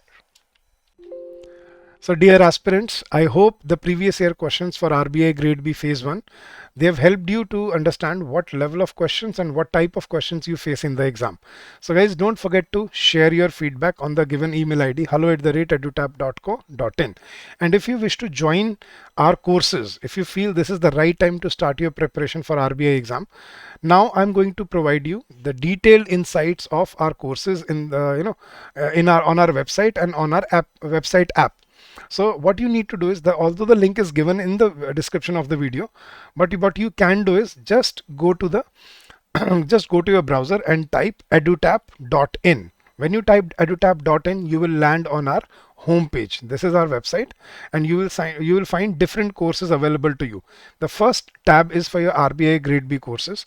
Now when you click on this, you will see there are different courses that are available to you. The first is RBI and IRDI Grade A and Grade B exam with full video course for only phase 2. Now this does not include phase 1, right? This is only for your uh, finance, management, economic and social issues and descriptive English part. Now this is your complete course for RBI, IRDI and NABARD Grade A, phase 1 and phase 2 full video course. Now this is a one-stop solution for your preparation. Herein you get all the live classes, recorded classes, chapter wise test, sectional test, full length test, solved previous year questions. Now there is another RBI and IRDI phase 1 and phase 2 full video course. And then if you move further, you will see RBI, IRDI, NABARD phase 2 course, RBI and NABARD phase 1 plus phase 2 full video course, RBI and NABARD Grade A only phase 2 course. Then you have your NABARD and SEBI phase 1 plus phase 2 course, RBI, NABARD and SEBI phase 2 course, and RBI and SEBI phase 1 plus phase 2. So guys, if you're starting out for the first time, I would suggest that you choose full video courses, and there is also a starter pack which you can avail yourself for free. Now you can look at the demo sessions and you can decide which course do you want to enroll into. So guys, these are all our courses, and there is a heavy discount going on these courses. So come join us, streamline your preparation and make your journey productive and fruitful for yourself. So that was your compilation of your previous year questions for phase 1. RBI Grade B phase 1 for English language, and we will keep on coming up with more such videos to help you out in your preparation and in your journey ahead. So guys, we thank you for your patience and for your receptiveness. If you have any doubts, if you have any queries, you can always call us on the number given on the screen, which is 8146207241, or you can also drop us an email at hello@edutap.co.in.